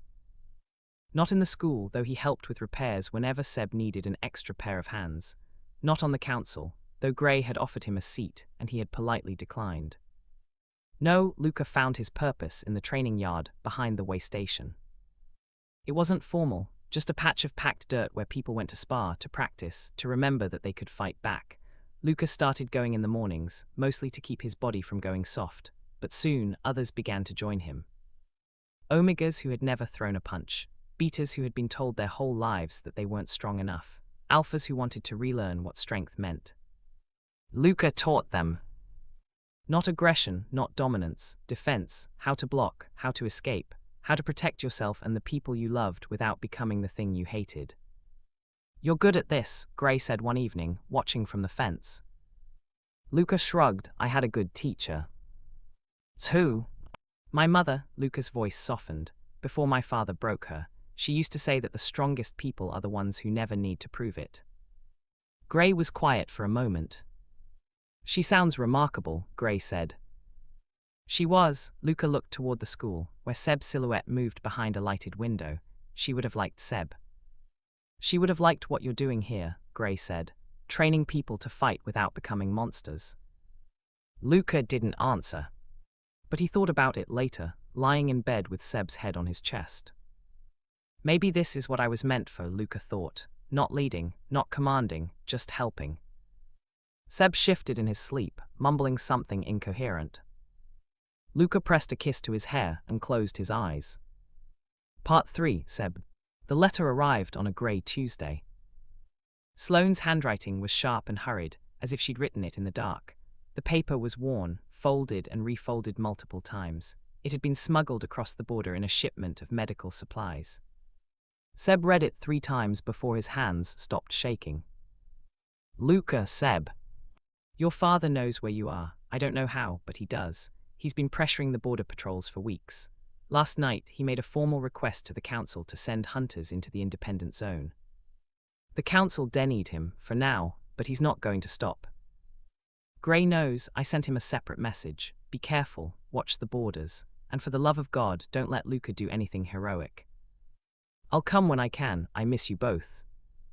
Sloane. Seb set the letter down. His first instinct was fear, the old, familiar terror that had lived in his chest for 6 years. He wanted to hide, he wanted to run, he wanted to lock the doors and board the windows and never let anyone in again. But he wasn't that person anymore. He stood up, walked to the training yard, and found Luca. Luca read the letter in silence. His face was calm, too calm. That was how Seb knew he was furious. He's not going to stop, Luca said finally. Not ever, not until one of us is dead. Seb took his hand, then we stop him first. Luca looked up, his grey eyes were startled. Seb. I'm not saying we kill him. Seb's voice was steady. I'm saying we make sure he can't hurt anyone else. We expose him. We bring down his network. We use everything we have, the evidence, Gray's contacts, Sloane's intel. We fight back. Luca stared at him. You've changed, Luca said. Seb shook his head. I've always been this person. I just didn't have anything worth fighting for before. Luca's expression shifted, fear and hope and love all tangled together. You have me, Luca said. You've always had me. Seb squeezed his hand. I know, Seb said. That's why I'm ready. Part 4, Luca. The council meeting was held in Gray's longhouse, a wooden building at the center of the zone, warm with firelight and crowded with people. Seb stood at the front of the room, facing the council. Luca stood beside him, their shoulders touching. The Sifrin family has been trafficking Omegas for years, Seb said. His voice carried through the room, clear and steady. They've been funding rogue alpha camps, laundering money through shell companies, and using the territorial government to cover it all up. He laid out the evidence, the property transfers, the financial records, the names and dates and places. Luca watched the council's faces shift as Seb spoke. Disbelief, horror, rage. "This isn't just about me," Seb continued. "It's about every Omega who never made it across the border. Every Alpha who was told that cruelty was the only path. Every person who has suffered under a system designed to break them." Gray spoke from his seat at the head of the table. "What are you asking us to do?" Seb turned to face him. "I'm asking you to help me take him down," Seb said. "Not with violence, with truth, with evidence, with a coalition of people who refuse to be afraid anymore." The room was silent. Then Gray stood. "You have the resources you need," Gray said, "and you have my sword if it comes to that." One by one, the other council members stood. Luca watched them pledge themselves to Seb's cause, and his heart swelled so full he thought it might burst. This, Luca thought, this is what we were meant to do. Part 5, Seb. That night, after the council meeting ended and the longhouse emptied, Seb and Luca walked home together. The path was dark, lit only by the moon and the distant lights of the way station. Snow crunched beneath their boots, their breath fogged in the cold air. "You were incredible," Luca said. Seb shook his head. "I was terrified." "You didn't look it." "That's the secret," Seb smiled. "No one can tell the difference between terror and courage, so you might as well pretend." Luca stopped walking. Seb stopped too. "Luca." Luca turned to face him. The moonlight caught his features, softening the sharp angles of his jaw, silvering his dark hair. He looked like something out of a dream. "I want to bond with you," Luca said. Seb's heart stopped. "Not because of the heat," Luca continued quickly. "Not because society expects it. Not because I want to own you or claim you or any of that. I want to bond because I want to spend the rest of my life waking up next to you. Because I want to feel what you feel and be there when you need me. Because you're my home, Seb. You're my home." Seb couldn't breathe. "You're asking me," Seb said slowly, "to bond with you, voluntarily, no pressure, no hierarchy, just us." "Yes." "You know I never wanted to bond with anyone, ever." "I know. You know I was terrified of it, of the control, of the loss of self." "I know all of that," Luca stepped closer, "and I'm not asking for an answer tonight or tomorrow or next week. I'm asking you to think about it, to imagine a bond that isn't about power, a bond that's about sharing instead of owning." Seb's eyes burned. "I can't promise I'll say yes," Seb whispered. Luca cupped his face in both hands. "Then I'll wait," Luca said. "I'll wait as long as it takes." He kissed Seb, soft, gentle, full of promise. Seb kissed him back. And for the first time, the thought of a bond didn't feel like a cage. It felt like coming home. Chapter 15, A Bond of Choice. Seb and Luca alternating. Part 1, Seb.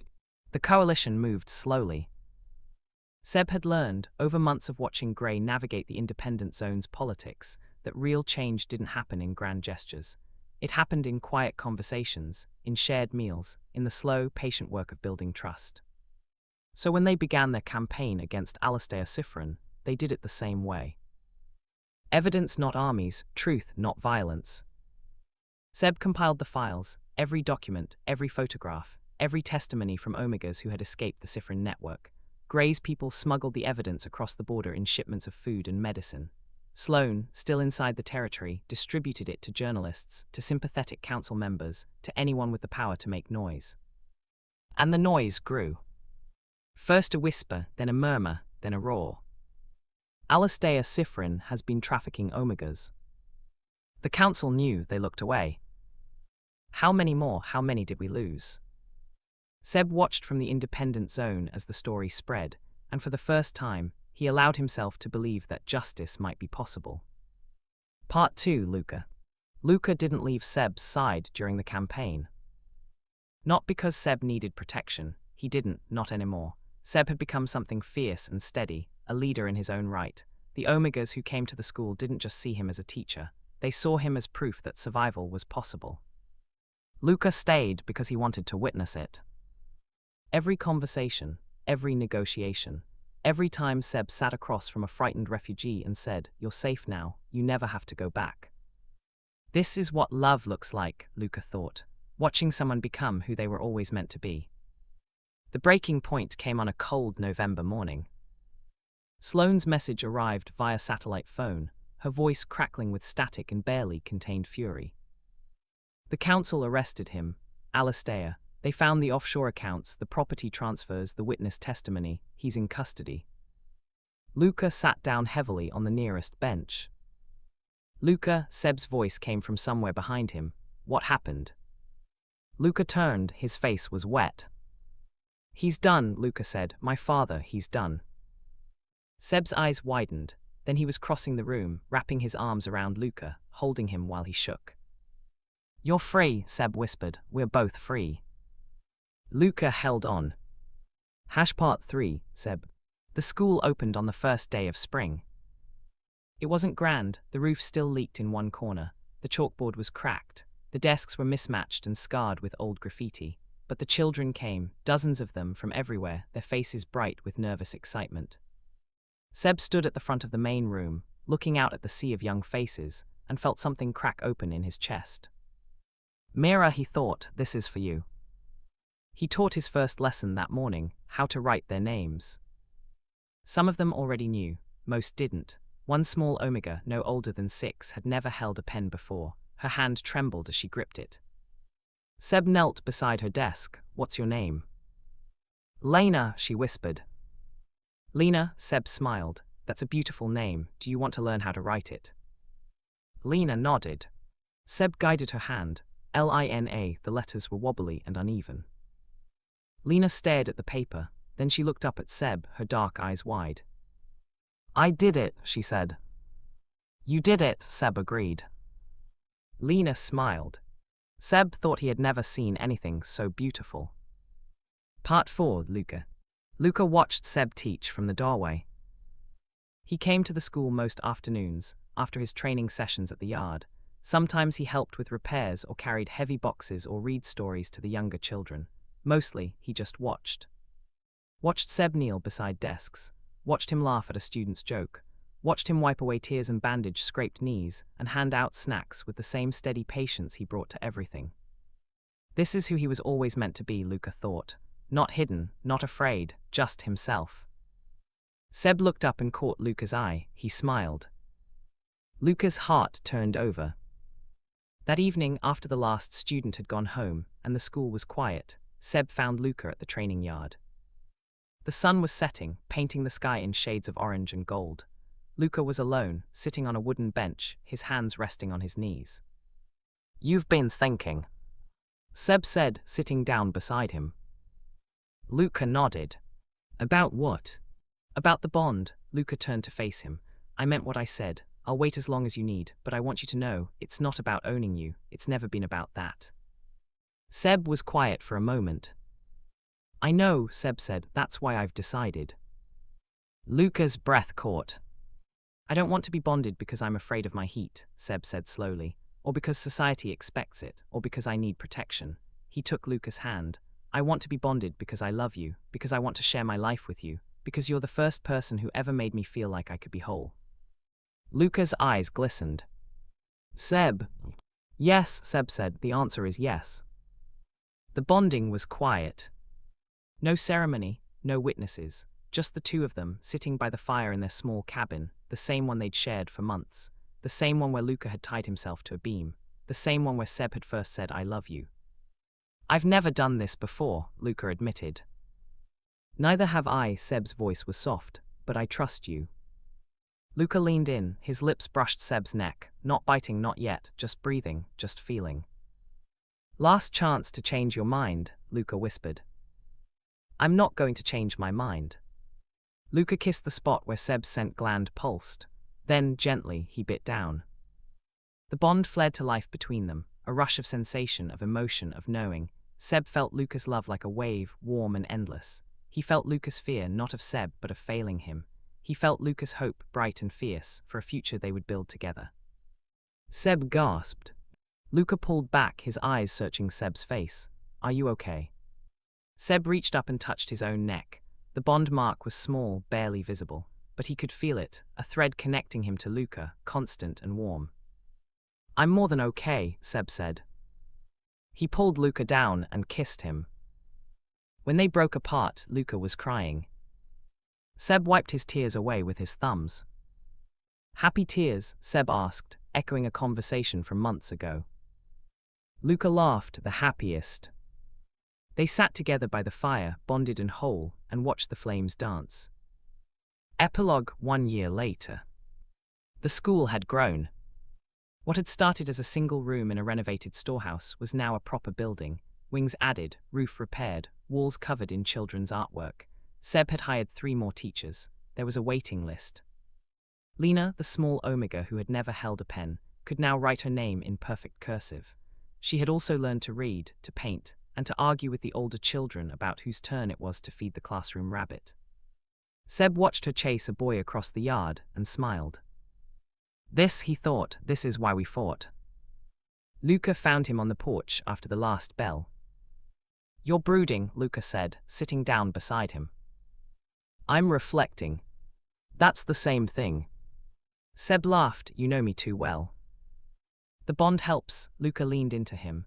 "Gray wants to expand the training program. Maury teachers, Maury resources. He asked if I'd lead it." Seb turned to look at him. "What did you say?" "I said yes, if you're okay with it." "Luca," Seb took his hand, "I'm always okay with you doing what you love." Luca kissed his knuckles. "I love you," Luca said. "I know," Seb said, "I love you too." That night, they walked home through the independent zone. The stars were bright overhead. The air smelled of pine and snow and the distant promise of spring. Lights glowed in the windows of the cabins they passed, homes filled with people who had escaped, who had survived, who had built something new. Seb stopped in the middle of the path. Luca stopped beside him. "What is it?" Luca asked. Seb looked up at the stars, at the cabin ahead, at the man beside him. "I never thought I'd have this," Seb said. "A home, a purpose, someone who loves me." He turned to Luca. "I spent so long hiding that I forgot what it felt like to live." Luca wrapped an arm around his waist. "And now?" Luca asked. Seb smiled. "Now I'm never hiding again." They walked the rest of the way home with their shoulders touching, their bond humming between them, warm and steady and theirs. Not a cage, not a claim, a choice. Made freely, given freely. Held forever.